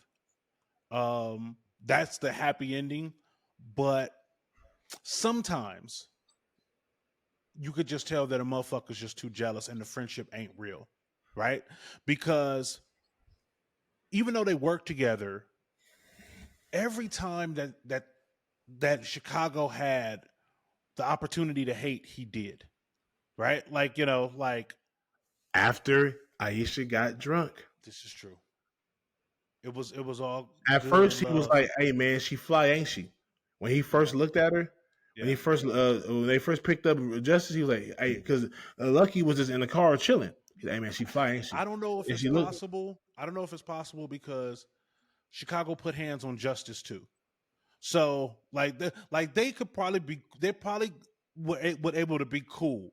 They don't end up fighting, right? No, that's because they might But not I be. think they're not close. They're not making no more trips to Oakland no more. Right. But it's more like, hey man, it's cool, bro. Because Justice knows the reason why. She gonna find out the reason why he slapped Aisha. She gonna be like, Aisha was tripping. She checked Aisha from the gate. Yes. The first time, and Aisha still was drunk, and Aisha didn't deserve to give Chicago what he gave her, what she gave him. Yeah. You know what I'm saying? So she started that whole thing. Matter of fact, that's why I'm leaving your ass. You're sorry, you're a punk, and blah blah blah blah. That's why I'm fucking somebody else. That's crazy. Yep. And he had never put hands on her before. He didn't put hands on her when she was flirting with the dude at the park. Mm-hmm. If anything, he let me talk to you for a minute. Let me pull you to the side and talk to you for a minute. Then the dude touched him, and then he started bucking with the dude. Yep. But he was like, bro, why you got to disrespect me like that? Why you got to talk to me like that? He kept asking, why you got to do these things? Mm-hmm. You know what I'm saying? I'm a good dude. Why you treat me like this? Yep. Yep. And he finally slapped her. Now, here's the thing. I'm not saying he should have slapped her, but he not only slapped her, but he tackled the next girl. Like Yeah. he was put in a bad situation that he handled poorly. He was outside of himself. Yeah. And it did not seem that would. I don't know a lot about men that hit. I know I've heard stories about men that do. Usually men that hit are hitters, right? Like that is a part of their behavior. That's a part of their response. And you get it very early that like, that's how this motherfucker responds. Then there's guys that like kind of blow their stack in a moment, right? Like this is not normally, they don't know what else to do besides hit, right? Because they're that angry, that frustrated, and usually that hurt, right? Chicago strikes me as the latter. He strikes me as someone who that is not his normal MO. That's not his normal behavior. This shit just kind of snowballed on him, right? He would have smacked her up in that truck after he saw her with the dude. He would have hit her a long time ago. She act like that all the time, right? Like he would have been used to it by then. But at that point, what Aisha does is she's already decided that she's out. Mm-hmm. So whatever decorum or whatever measured response she normally has, she don't have no more. So she just gonna empty the clip, right? Yep. That's Shoot never happened. And not only is she unleashing a clip, but she's aiming below the belt with every bullet. She's saying the worst thing she can say to a man. And Chicago has never heard that before from anyone in that particular moment. And and he responds in a way that like might be because of his insecurity, or might be of the fact that he really liked her, and and was just frustrated by her. But he responds again. Should not be putting hands on a woman. It goes back to the Chris Rock bit. I'm not saying he should have hit her, but I understand.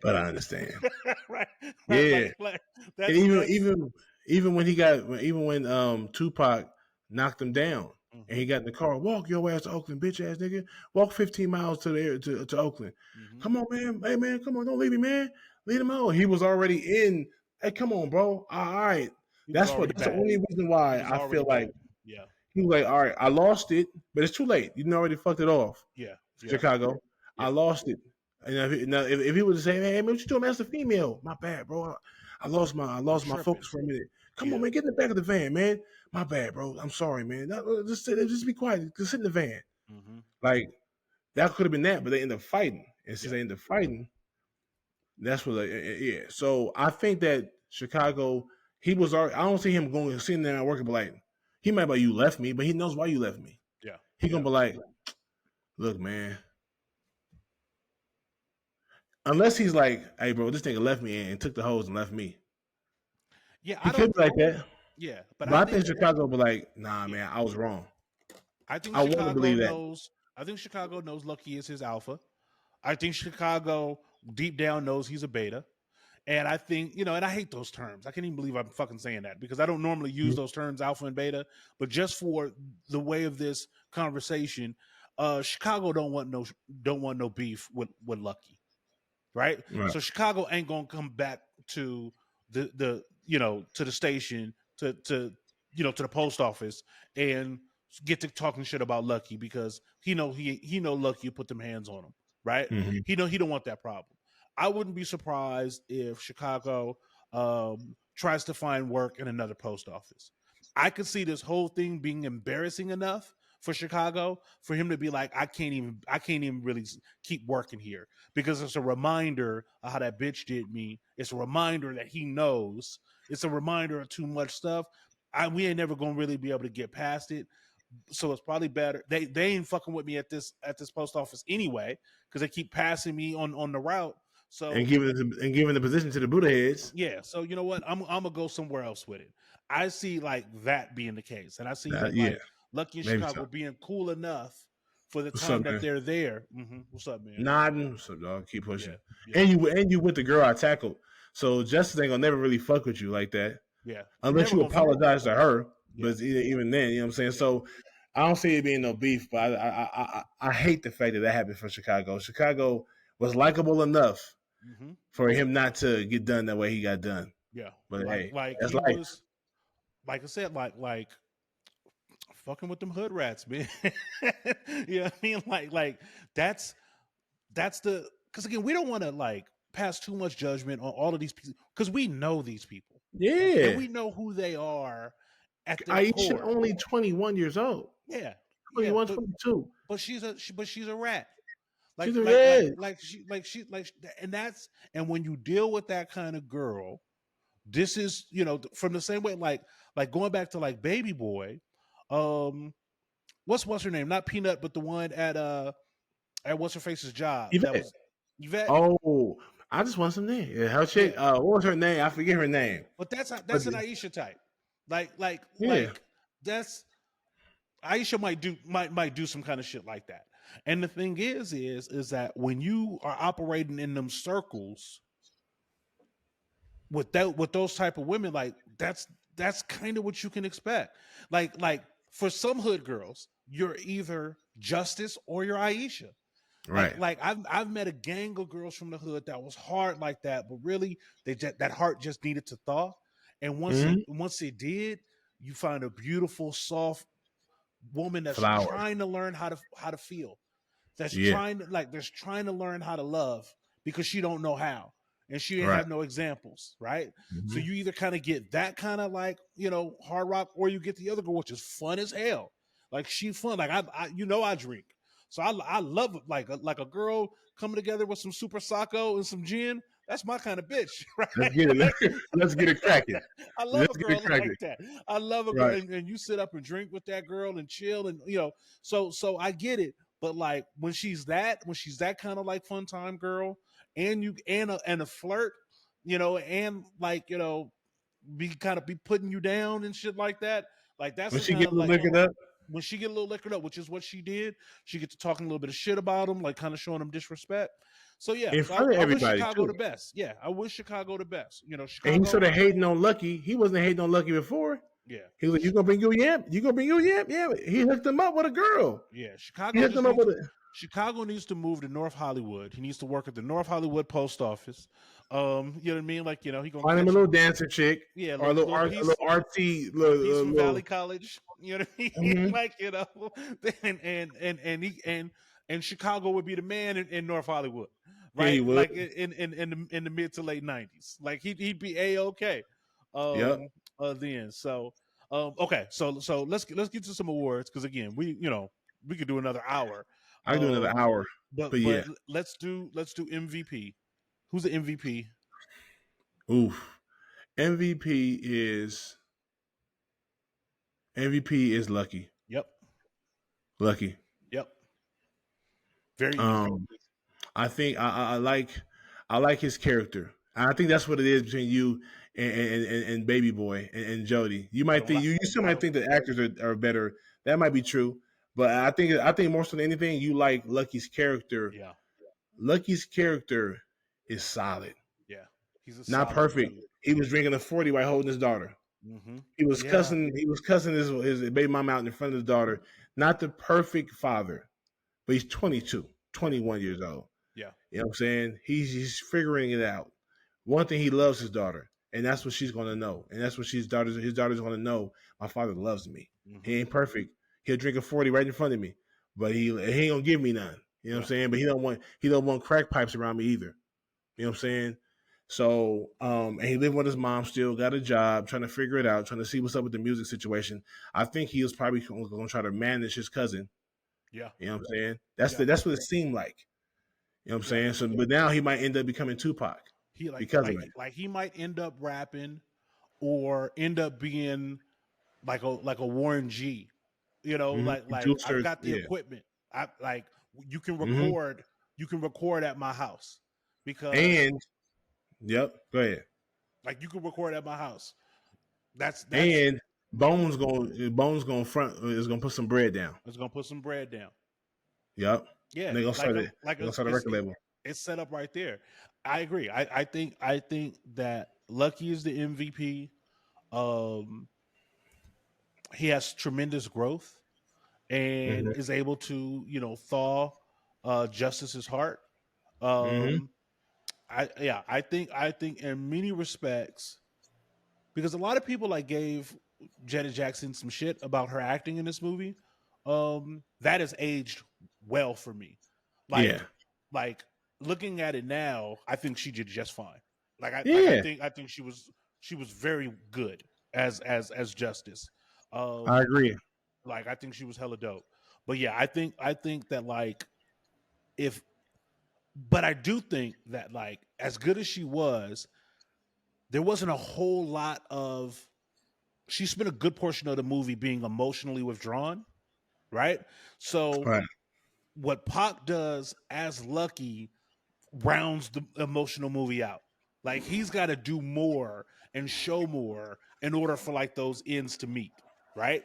And I think because he does that both as a character, both as a story, and even as execution, to me that's all MVP caliber stuff. Because if he's Yeah. not believable or if he's not likable, if us as the audience don't like Lucky, then why the fuck would Justice like him, right? Right. So I think the fact that going back to your brilliant point earlier about giving the money to the panhandler, like Singleton plants the seed right there that we're rooting for him, and he He's doesn't let not. us He's down. not just. He's not a shitty guy. Yes, he He's doesn't a let us down. regular dude. He's a regular dude. He might. I've done it before. I've literally told somebody I told a homeless dude in front of 7-Eleven, I don't have it. I'm Mhm. cool, bro. And I'm on my way out. I'll literally get out the truck. I'll look in my car and look in my little console. I'm like, all right, it's $1, man. Let me get out and Mhm. grab it and throw it to him. Yep. Yep. So I've done that. I ain't cuss him out and like that, but like, it's not that I don't want to give you nothing. This is I'm not in the mood to give you nothing right now. I'm doing my job. I'm working. Don't cut me off from the doorway to ask me Mhm. for some change. Yeah, Move, dog. and it's not because coming from where Lucky comes from, like you got to be on your guard all the time anyway, right? Like, Mhm. and so, like, I think the move, get out the way, you homeless motherfucker. That's just a defense mechanism. Mm-hmm. That's just the coding that a lot of people come through, right? Like, there Right. isn't a lot of like kindness isn't always the default setting of people from certain neighborhoods, right? Mm-hmm. But ultimately, people are kind hearted. And that kind heartedness will always come out in that behavior. So you see that in that scene. Like, his default setting is to be hard. Ooh, nigga. Yeah, exactly. But who he is revealed when he comes out, right? Like he is kind hearted. Right. And I think that's and I think we get that. And I think it's such an important scene because that's really the prism that we look at with Lucky throughout the entire movie. Like we look at him as this person with two sides. And so even when he's popping off at Justice at the beginning, we low key understand that this is not even really who he That's not is. that's not what he wanted to do. He didn't start off the conversation. Oh, you one of them angry bitches, huh? Yeah. He started off like, why right, you so right, quiet? right, right, You know, so he's trying to talk. right, Mind if I smoke? right, She's right. trying to spark some kind of conversation up. Yeah, okay, is there an LVP? Is there an Yes, LVP? Who's the LVP? the gay dude at the salon. I forget his real name. He's an amazing actor. Yeah, we I talked forget his real name. about that guy. He's one of those that guys. Yeah, he one He of the, you don't know his name, but Roger you know his face. Roger Guinevere Smith. He's amazing. Yeah, he's He's always good. amazing. He's always He's good. always good. Everything Yeah, he does. yeah. You can tell. He seems like he's theatrically trained. Mm-hmm. He's very thespianish, Yeah, but he's always good. But he's the I love LVP. this character, but this character was not needed. I mean, he's the LVP because he caught AIDS and still went on the trip. Right. like, like, I think And he did not have enough to be like, you know what, I'm gonna sit this one out because I'm dealing with some medical shit. yeah, but they probably say, you know what? You need to come to LA, you come to Oakland, get your mind off it. Don't sit Yeah, here and sulk. and sorrow. That is the implication, though, right? That he caught. They You had know, like as a kid, I thought they said it. I they thought never they said said it. it, They never said but it. I think I knew that even as a kid that he had AIDS. Yeah, But yeah, they never said it. Like we get to, and to be honest with you, that scene is kind of like pointless. Like it doesn't pay off anywhere, it right? Like doesn't pay off. yeah, It's it doesn't pay off. We just know that motherfucker got caught some shit, right? And he's the gay he's guy gay. in the You early know he's gay, '90s. right? So the obvious implication is that he caught the AIDS. He caught the AIDS. Yeah. Touchdown. You know what I'm saying? And he did after that, he started to fight with Sexy Dex. And Pause. and yeah, He he was ain't shit. And he was flirting with him, right? he, Like he said, "Don't look at me." He said, mm-hmm. This is after the AIDS reveal. So he said, so "Stop homie looking don't at me, give a man." fuck, man. He don't care. Yeah. He don't care. And don't forget, he was all city strong safety at Dorsey High School. Man. You're getting your ass, Yeah, that's so but not the way you want him to. That's so That's funny. subtle. I said, "Damn." Mm-hmm. He was all city. Yeah. From Dorsey. At Dorsey, Yeah. I'm gay. I'll get in your ass. But I play strong safety. Don't get it twisted. And Sexy Dex was like a little short nigga, a little short, pretty nigga. Yeah. Gay dude probably would have had his way with him if he wanted to. But what I do love about Sexy Dex Pause is Indeed. he had the quittance, like his shit was tight. Like his hair, he had the right amount of chemicals. He said, yeah. "Don't look at me." Right. That's right. Yeah. Like, don't get it twisted. Homie's shit was tight. Those two situations, those two scenes were unnecessary, but I loved them. Right. Don't get it twisted. I was all city strong safety at Dorsey High School, not getting your ass, and not the way you want me to, Sexy Dex. Yeah. Pause. That was a bar of a. Hey, that's crazy. Fantastic. That's crazy. And he said, but it was necessary though. So he's LVP. Yeah, he's got an LVP. He doesn't. And the only reason why I give it to, I don't give it to Sexy Dex. Pause, because Dex actually did hair. We always see them doing hair. Yeah, he had a client when we met him. So yeah, and he wasn't like he wasn't in the mix. Like he just he didn't go up north to the hair show. Right, like like he makes his. He had a couple of dates that weekend, a few dates that weekend. Popping. Like he ain't even really involved in nobody else's business, right? He's not trying to wear hair shows. He's trying to get clients, smash clients, and make paper. I mean, the only other argument that I could make, and I'm just maybe kind of making it just for the sake of making it, is Jesse. Like, if you're gonna be the mama bear, be the mama bear, right? She would conveniently not be the mama bear. There'd be times where she want to lean, she want to care for everybody, but her care was very thin, right? Like she never really fully embraced anybody. She never fully, it just was almost kind of like a lot of judgment, a lot of like, from where I'm at in my pedestal, let me tell you what I see, but let me not tell you how to avoid what you in. Let me give you some real advice. So, but I do think that she loved at her limits. Like she's a hood. She's an older hood chick that been through. Yeah. So she's a hood rat. She's a wood rat. All right. Yeah. She's a wood rat. She's older, bigger.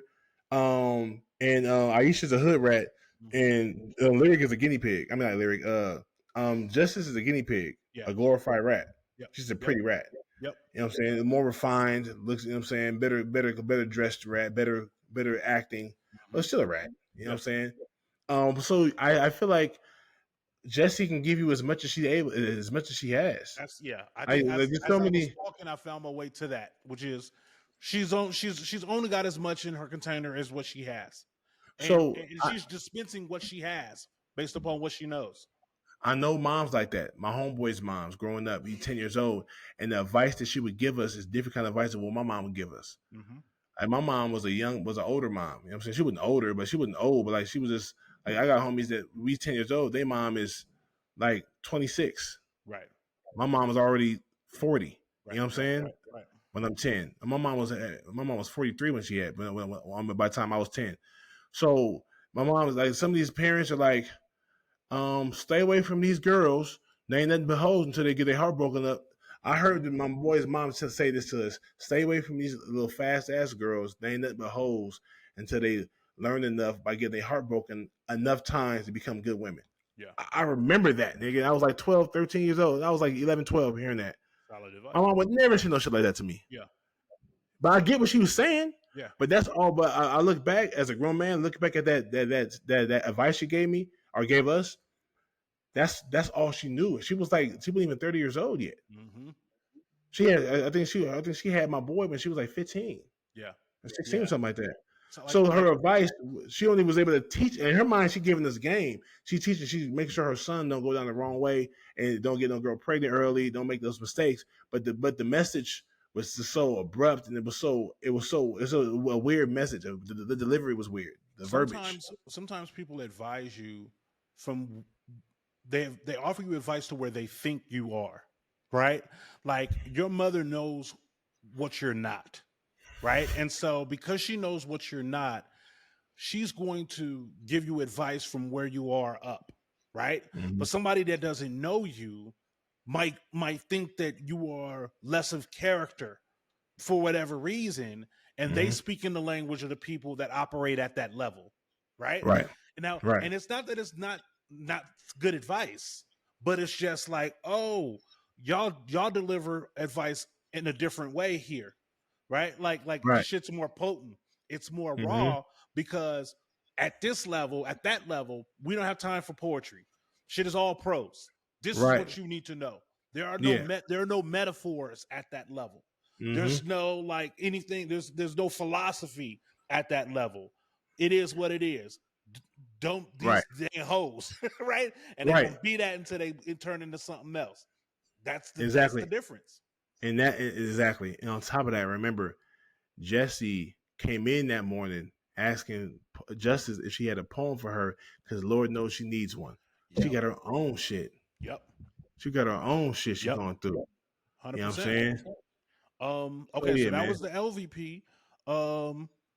This I think is pretty easy. 5 black fists to 1. 5 black fists, easy. I don't know if it gets as much. I don't know if it gets talked about as much as Love Jones. Yeah, but it's up there for me. Love Jones was sexier. It was a sexier movie. It was but the question is, whose relationship do you like the most? The new relationship, Mia and Darius, or Lucky and Justice? I'm asking the family that. I ask y'all to put that in the comments.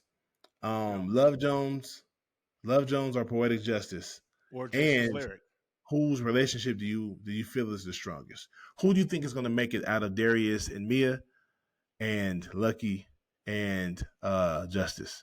Yeah, I mean, I think I weigh in. I think Lucky and Justice go the distance. Hold on. I think you good? Can you still hear me? You still good? Check. Yeah, you good. Is your shit fucking up? Did I do something? No, you good. You straight. I'm looking at everything. You look good. Okay, no, I can hear you. Could you hear me the whole time? Yeah, I can hear you the whole time. My bad. I didn't hear anything after I said what I said about Love Jones or Poetic Justice. It's because probably because I got to talking too much shit. I said what I'd also throw in there is Jason and Lyric, right? Lyric. I think all in all, Poetic Justice. This is kind of like why I love this podcast, even at like 99 episodes, because Poetic Justice literally jumped right back to the top of the stack for me, and I literally have to have a conversation about whether I think which movie do I think is better on whatever like criteria that I use to judge movies.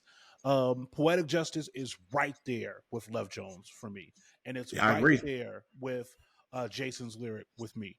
And there are many things that I like a lot more about what I saw in Poetic Justice that maybe I've seen in some of these other ones. So I think you're right. I think we did kind of forget about Poetic Justice. I think people that who saw it and kept watching it over the years probably never left it, right? Like and so we're kind of catching back up to them. But I hadn't watched it in so long. as somebody that hadn't watched it in so long, it's a fantastic movie. It is a classic and it's on the much watch list for sure.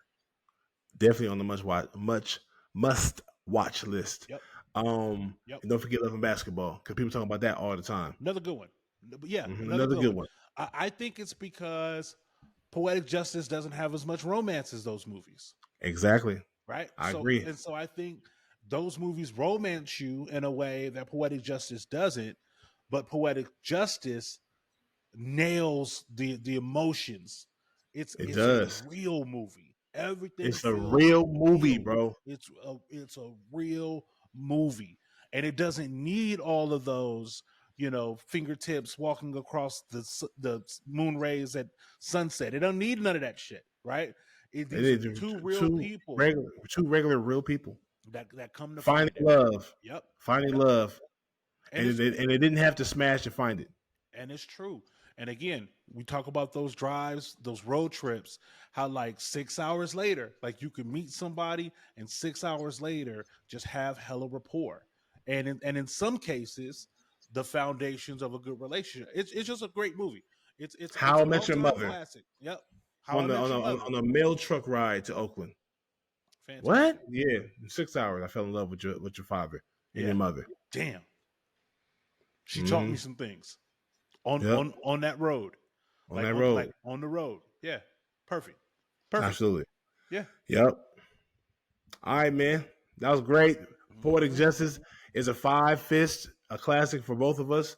What do y'all think? Comment down below, please. And catch us next time, man. I'm your boy, Big Ja, along with my co-host, Cutting Tone. And this is BlackBuster, the best movie review podcast in the world. In the world, Craig.